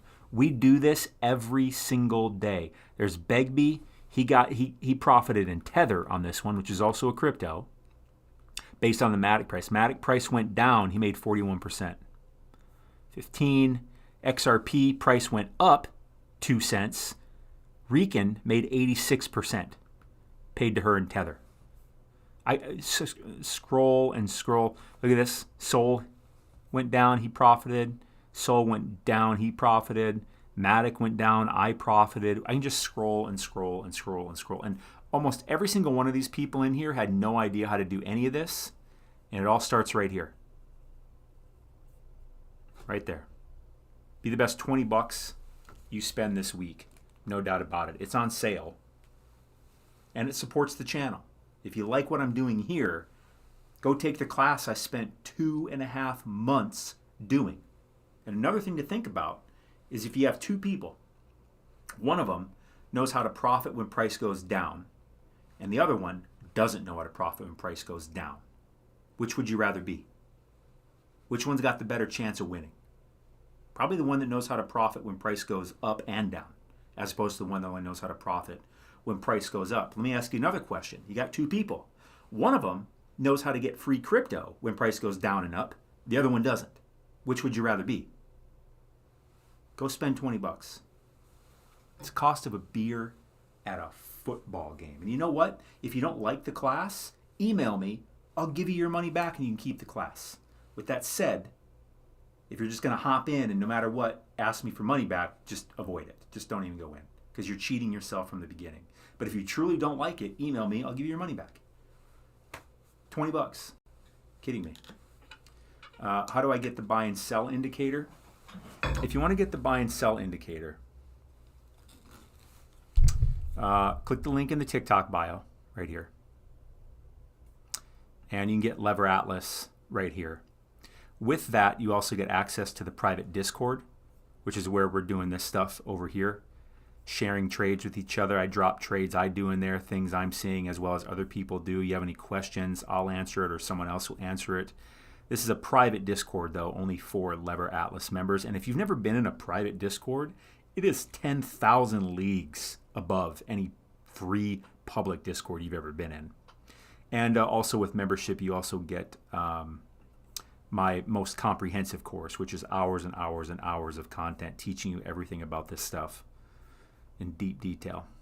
But the Discord and the indicator are for Lever Atlas members only. And boy, oh boy, is it valuable. Because once you get in, you're never going to want to leave. So fair warning.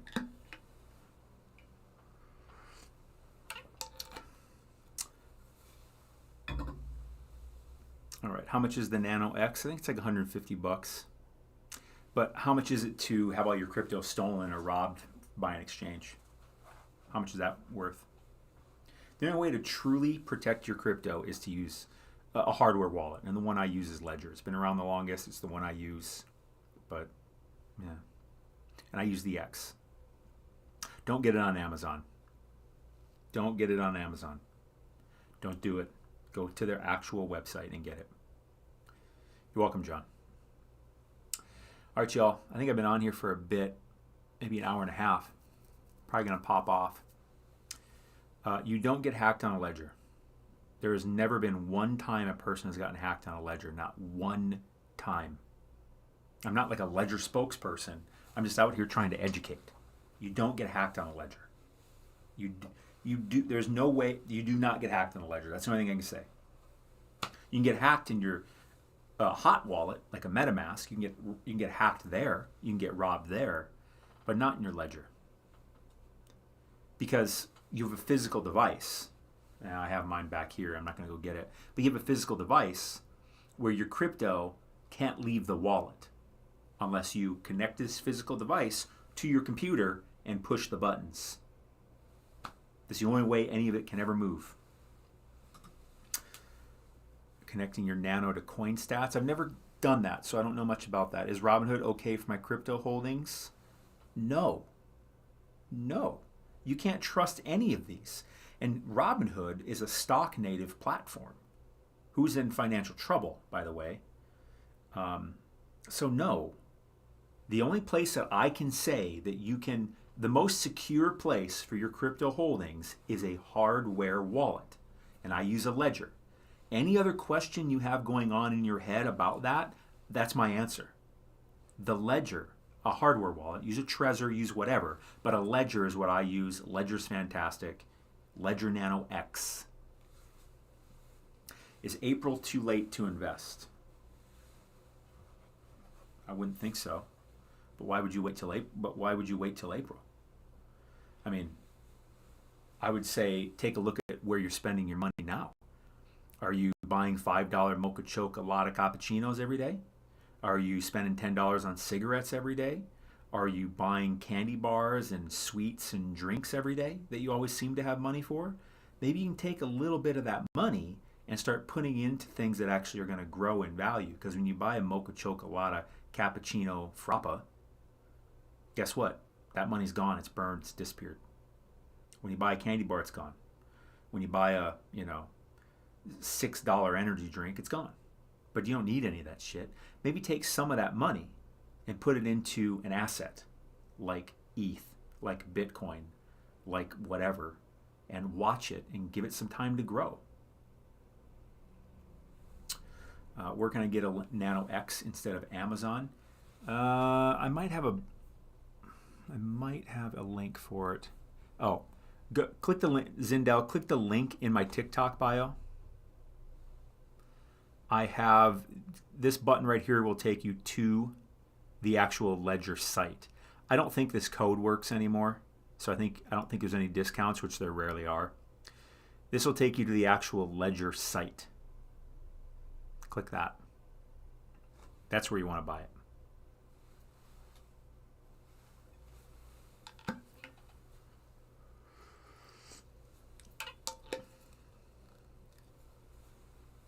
You're welcome, Zindo.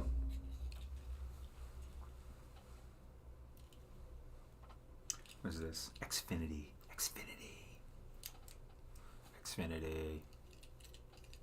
I don't even have Xfinity. I don't even know. Oh, they sponsored a Christmas party at our building. That's where I got that. I think it whistles too. Anything else you guys want to talk about quick before I go? What's wrong with buying from Amazon? It's a security thing. For all you know, that Nano has been compromised. But if you buy it directly from Ledger, which it's the same price, you know it's coming directly from Ledger. Because if someone sends you a Ledger and they have the seed phrase to that Ledger, your shit's not safe. Buy it directly from Ledger.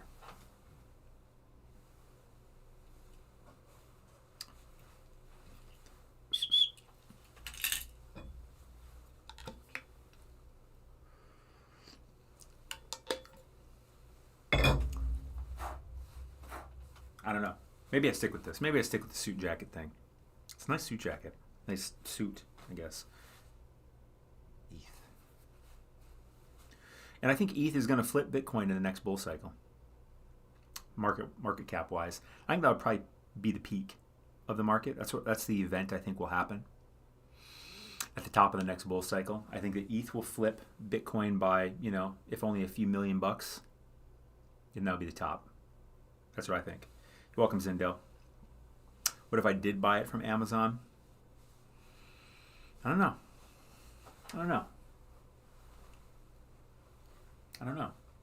I mean, you're probably all right.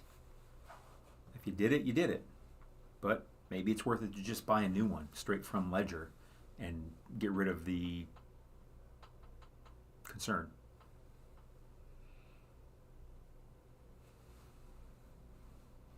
I was in an algo trade before I hopped on the live stream.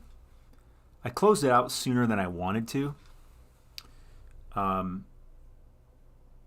Looks like a good thing I did. Because I was just, I just didn't want to be with how volatile the markets have been, I didn't want to sit here and be on a trade during a live stream and have to worry about it, because I don't like to pull up my live account on the live stream because I don't know who's watching. I'm not trying to show my account info to people. Good thing I did too, it looks like, because it went up to about 21.30. Okay, good thing I did. Good thing I got out early. Hold on.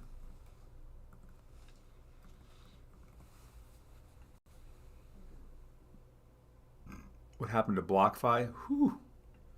Another casualty of, boy, look at this. Look at Algo. Hold on. Let me show you something. Algo's looking pretty bearish. Look at this. So Algo made its way up to about 21.30. This is on the buy bit, right? So it goes in increments of five hundredths of a penny. And I was in a trade back here at 21.20. I got out at 21.15 because I was like, I'm going to go live. I don't really want to sit here and mess with this. I don't want my stop to get hit or something. I just want to take a little profit and get the hell out. I made like maybe 2% on it, if that. But nonetheless, to me, what I see is this is the 30 minute. To me, it looks like it wants to, this is a bearish divergence, right? We have this high and a higher high. We have a high and a lower high. So that's a bearish divergence. To me, it looks like she wants to come down. Let's zoom out to the 4 hour. I wonder where the 200-day moving average for Algo is. Oh, way up here. Wow. So I don't think Algo is going to be making its way up to that. If you go back over here, though, right, if we line this up, we are hitting this zone right here. That's resistance. On the 4 hour, Algo is also having the makings of a bearish divergence, right? Because we have this high and a higher high. High, lower high. So price going up, momentum going down. Looks to me like a bearish divergence. And with this insane run, right? Algo went from 1605 up to, over 21. So it's went up. I mean, what is that, like 40%? Holy moly, right? Cool shirt. Thanks, Panda Man. I made this shirt. I actually used to sell it. But as we entered the bear market, people stopped wanting to buy it, and I didn't want to keep paying for the hosting fees, etc. Beginner here, best crypto to buy now on Coinbase. Welcome in, Dylan. By the way, Dylan, before I even say anything, congratulations on being here at this time, because we are in what's called a bear market.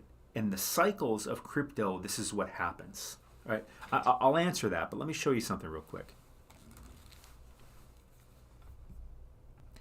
Let me go here. This is the lifetime chart of Bitcoin. Look at what happens. Up, down, up, down, up, down, up, down. We're in the downtime. When's the best time to buy? In the down times. But this is when most people leave and stop buying and sell all their shit. Here we are. Good time. Right time to be here, for sure. And by the way, these blue lines are halvings.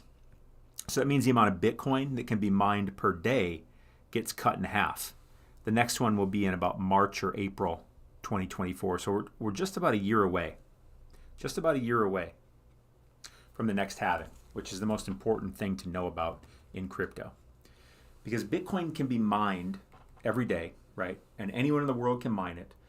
But they have to split up the amount of Bitcoin that can be mined a day. And right now, only 900 Bitcoin per day can be mined. And that gets split up amongst all the miners. After every halving, that amount per day gets cut in half. So after the next halving, it'll go from 900 a day to 450, creating a massive supply shock. Demand will still be the same, and it will actually force demand up because that supply shock will force price up. And the cost to mine a Bitcoin will also double from a power perspective, because they're going to have to use the same amount of power to mine half as much Bitcoin. So therefore, the amount of power is actually going to have to double for any miner to mine one Bitcoin. And all this forces the price of Bitcoin up. And then eventually regular people start to hear, oh, your Bitcoin's going up? Oh my God, it went from what to what? Oh, and then the whole cycle starts, and it starts with the halving. Really starts a little before the halving because this isn't our first time through.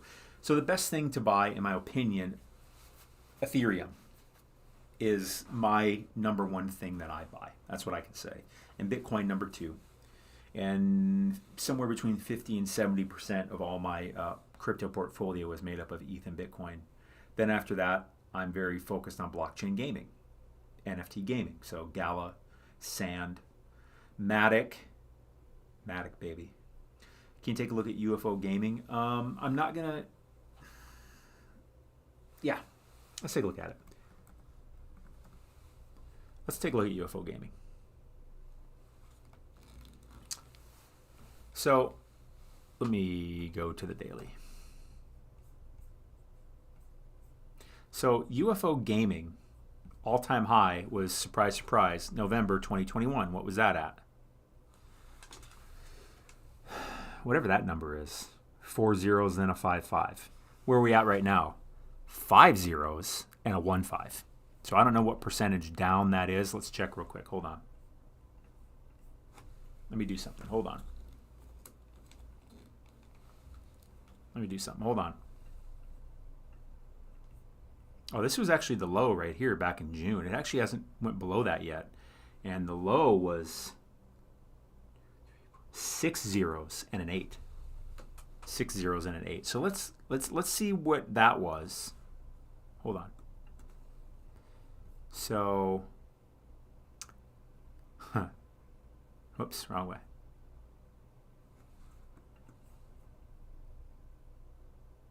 So UFO in June, look at that. It was down 98.5% from its high to its low from November 21 to June 22. 98.5%. Welcome to bear markets. Welcome to crypto bear markets. Now let's see where we're at right now. So let me draw this again. So right now, we're down 97%. At the current price. So what was your question? You wanted me to look at it. If you like something and it's 97% down from its all-time high, do you buy it?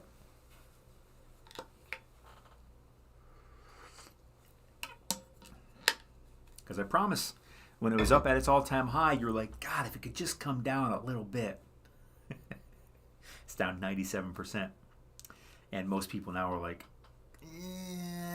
maybe I wait for it to go lower. Insanity. Humans, we are insane. We are nuts.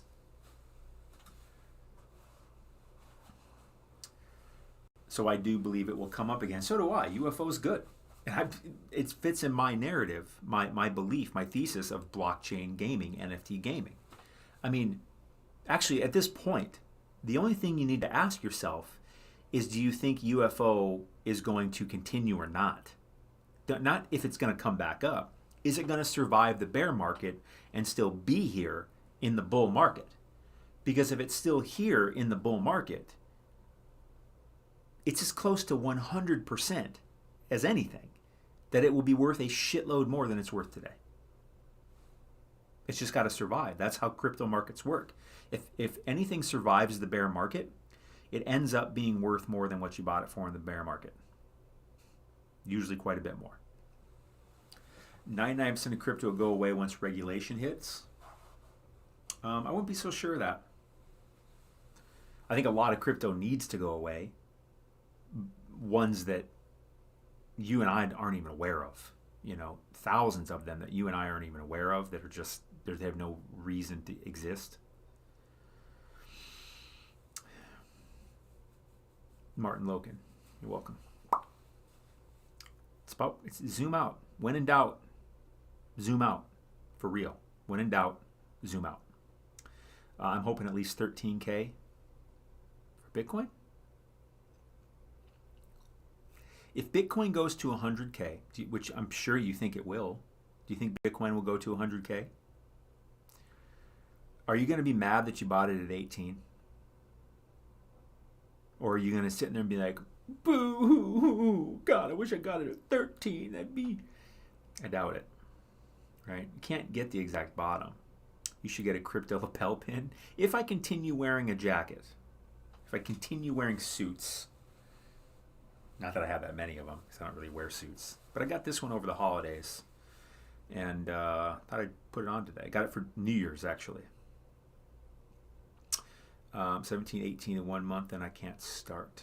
17, you're 18 in 1 month, and I can't. Oh, I see. I feel like your parents can give you permission, but either way, I don't. It's not like we're gonna go shooting to 100K in a month. That's for sure. What's your Bitcoin ETH low prediction?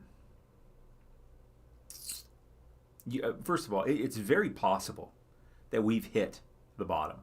That's very possible, right? Remember that. Very, very possible. My best guess is that Bitcoin will end up going to at least 13, but possibly under 10K, and ETH will go 500-600. But it's very possible we've hit the bottom. And those forces that push crypto down won't actually be crypto problems.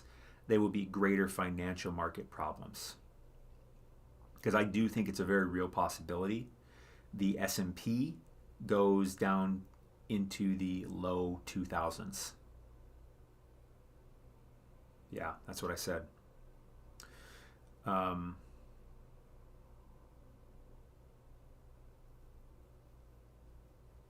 Thanks for the follows. Is it wise to chase green candles now? I don't think so. It's something I've certainly done, and I can't remember when I was happy I did it. Is it possible to bypass the halving cycle? Explain, elaborate on what you're asking. Because the Bitcoin halving is always going to happen until like the year 2140, about once every 4 years. And to bypass the halving cycle, if I'm getting what you're saying, would mean that you don't think the halving would have an effect on the markets anymore. That would, if that ever happens, I think that would be quite a ways away. Because again, for the forces I elaborated on, there's a lot of money and energy that goes into mining Bitcoin. When the halving happens, the amount of Bitcoin that can be mined per day gets cut in half. Also meaning that now it costs twice as much to mine 1 Bitcoin and takes twice as long. Are you getting this? Right now, all the miners split up 900 Bitcoin a day. After the next halving, which will be in just over a year from now, it'll go to 450. So the cost and time to mine 1 Bitcoin will double. That forces the market up because in order for mining to continue, the price needs to go up. And it takes some time, usually takes some months, maybe about almost a damn year. And then price gets higher and the market's like, because believe me, when Bitcoin gets back to like 30, 40K, that's going to catch a lot of global attention. And that's what happens. And then people flood in and flood in and flood in until we eventually hit a top. And then we go back down and repeat the bear market like we're in right now. But if you say ETH will 5 to 7, I didn't say it will. I didn't say it will. The better question to ask yourself, would you buy at 14? Fucking right. You remember in November 21 when ETH was at 4,800? What would have you said if I looked you in the face in November 2021 when ETH is at 4,800 and I said, hey, don't buy it right now. ETH's going to 1,400. You might have laughed in my face. Been like, you would have probably, not you specifically, but a lot of people would have said some really dumb things. Like, not a chance, man. If it goes that low, I'm selling my house, I'm selling my kids, I'm selling my wife, I'm selling my dog. I'm going to buy it all, man. 1,400, woo. Those same people are sitting here at 1,400, not buying any, wondering, is it going to go lower? They're never going to buy. You know what they're going to do? They're going to buy when it's 3,000.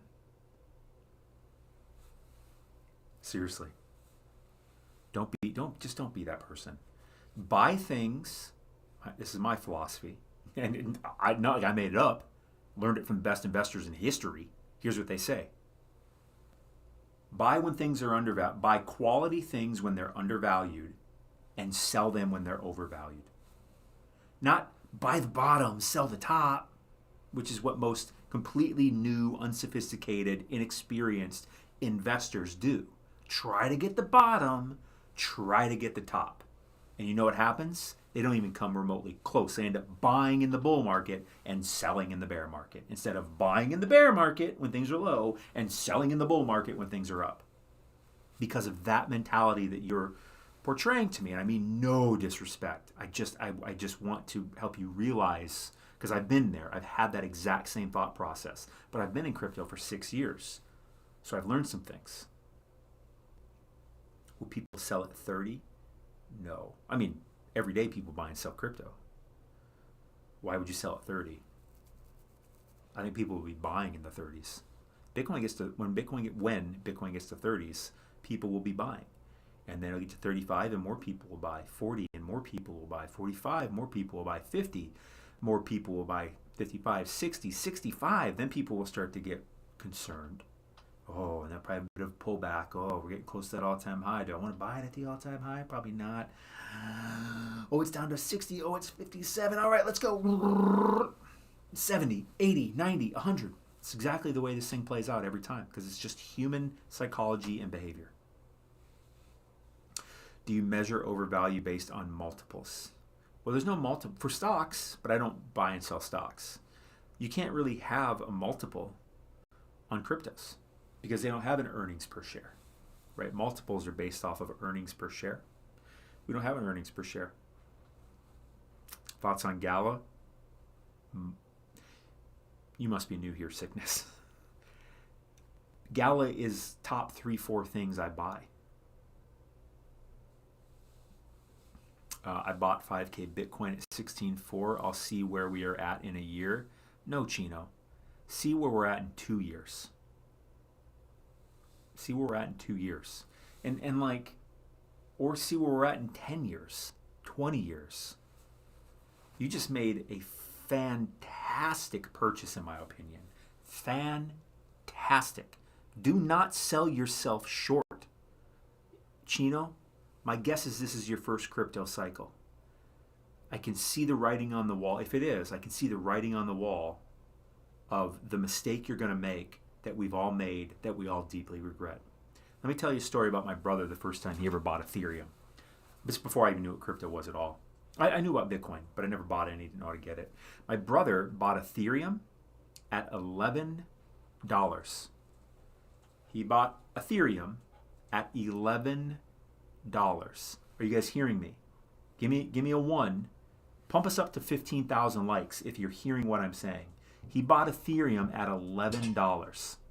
What I tell you next is going to be a lesson to tattoo in your brain. I don't see much likes coming in. Come on, hit the likes. See some hearts flying. Let's get to 15,000. He bought Ethereum at $11 in 26. It was either 16 or early 17. He bought Ethereum at $11. Guess what he did? He sold it at 22 because he doubled his money. He thought, that's pretty good. Sold it at 22. And he only bought 1 Ethereum. That's the destiny of brand new people in crypto. For the love of God, please avoid being that. You can skip that. Lord have mercy. I know. He bought 1 and didn't tell me about it. Didn't tell me about Ethereum until it was like 170. I bought my first Ethereum at 174. He didn't tell me about it till then. Could have told me about it at 11. But they sold it at 22. Ooh, I doubled my money, which is good. But oh my God, this is the thing, is you don't need to do all or nothing. When you buy, you don't need to sell it all at any given price.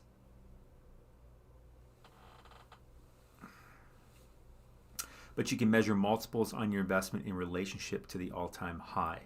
True. That's true. But that's still really hard to price out because Bitcoin's multiple, if Bitcoin only does like a 1.5x in the next cycle, that wouldn't surprise me. I would think Ethereum does at least a 2 to 3x from its all-time high. Gala, I would think, I mean, shit, from where Gala is right now, if Gala just did like a 2 or 3x from its all-time high, what a cash windfall from the prices today. But man, that's a good question. I don't know if going like XRP, I think it'll get to $10. I can't explain how utterly shocked and dismayed I'd be if XRP didn't get to $10. Because again, when I talk, speaking of multiples, right? So in 2017, hear me on this. Listen, Bitcoin's all-time high in 2017, in the top of that bull market was 20K. Ethereum's all-time high was 1,400. Fast forward to the 2021 peak bull cycle, Bitcoin got to 70 roughly, and ETH got to 4,800. So if you take the 2017 high to the 2021 high, that's about a 3.5x multiple. So what was XRP in 2017? It's about $3.50. XRP should have probably got to $10 plus in 2021, but why didn't it? Because in December 2020, the SEC came in and shut XRP down, basically. And that was before anything got to run up, because just a month or two later after December, literally January, is when Bitcoin and ETH and everything started running up like crazy, ultimately peaking in April, May, and then dropping huge. And then, of course, having another run into December, a double top, so getting a little bit higher. You know, Bitcoin got to 65,000 in April, May, and ETH got to 4,000. So XRP was 4 or 5 months away from hitting $10 plus. So if XRP would have hit $10, I feel extremely confident on that. Then it seems really conservative to think XRP hits $10 next time. And at the price it's at right now, that seems like a pretty low risk, high reward deal to me. In reality, XRP could easily get to 20, but I'll be selling most of it probably at 10. Which altcoins is the one or top three at least? Matic, ADA, VeChain, Link. For me, it's different, man. Matic is on there. It's hard. I'm not going to count Ethereum as an altcoin. Matic has to be top three. Has to be. It just has to be. And then after that, it gets person dependent, right? So for me, Gala, Sand, and Cosmos and Quant are really close. Link is a top 10. VeChain might have fallen out of the top 10 for me just because Quant and Cosmos got bumped up. So VeChain is probably still top 15 because of its functionality, its actual use, and everything it has. I've been buying VeChain since 2017. I was buying VeChain when it was fractions of a penny, and it went up to 28 cents. I remember my brother and I talking about it in 2017, like working out the numbers, thinking, market cap, it's possible VeChain could get to like 20 cents. And then it did. It got to 28 cents and peaked. And we cashed out. We've been holding that since, and buying in the bear market since 2017. It took some time for that investment to mature. That's one thing I would say is let your investments mature, in my opinion, not financial advice. I'm going to hop off here, though. One last time. Put a 1 in the chat if you'd like to learn how to profit when price goes down, or how to get free crypto when price goes down or up. Put a 1 in the chat if you want to learn how to do that. Does Algo come back? I don't know a ton about Algo, but what I keep realizing about them and hearing about them is how absolutely strong their team is. So that to me is a pretty bullish thing. I see some 1s coming in. So if you want to learn how to profit when price goes down, like, let me show you an example real quick. Here's our Discord. Here's our profit board. Like, today, Degimon, he got in this ETH trade. ETH, he got in at 14.28. It went down to 14.22. He almost made 8%. It went down $6. He made almost 8%. And you want to know what? His profit was paid to him in Ethereum. He got free ETH because the price went down. We do this every single day. Begbie here, price on Matic went down. His profit was paid to him in Tether. He made 41%. Ape, 41%. Crypto Rican, look at that. Price went up. By the way, she didn't buy it. We're not buying or selling anything. We're just trading.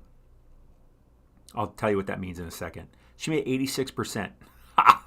Look at that. Paid to her in Tether. 86% because the price went up 2 cents. 22, 23% when price went down. Mystic Minds. Here's one I did. Matic trade, price went down. I made 13.5. So we just have tons and tons. And almost all these people had no idea how to do any of this. If you'd like to learn how to do that, click the link in my TikTok bio here.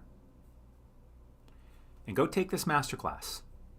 It's on sale for only $20. It's a 2.5-hour class. I spent 2.5 months making this thing. How I get Bitcoin and other cryptos for free when price goes down teaches you how we're doing this, at least how we do it. And you'll get to watch. You'll get instant access to the class. It's yours to keep, and I suggest you watch it multiple times. That price will be going back up. It's only $20 right now. I mean, that's the price of a beer at a football game. That's nothing. It's the cost of a cheap lunch. $20. Be the best $20 you spend this week, no doubt about it. Because I mean, I say it over and over, but I'm gonna keep saying it. Like, this person right here knows how to profit when price goes down. This one doesn't. Which would you rather be? Which one has a better chance at success? Probably the one that knows how to profit when price goes down. Because everyone knows how to profit when price goes up. But those that know how to profit when price goes down, what an edge.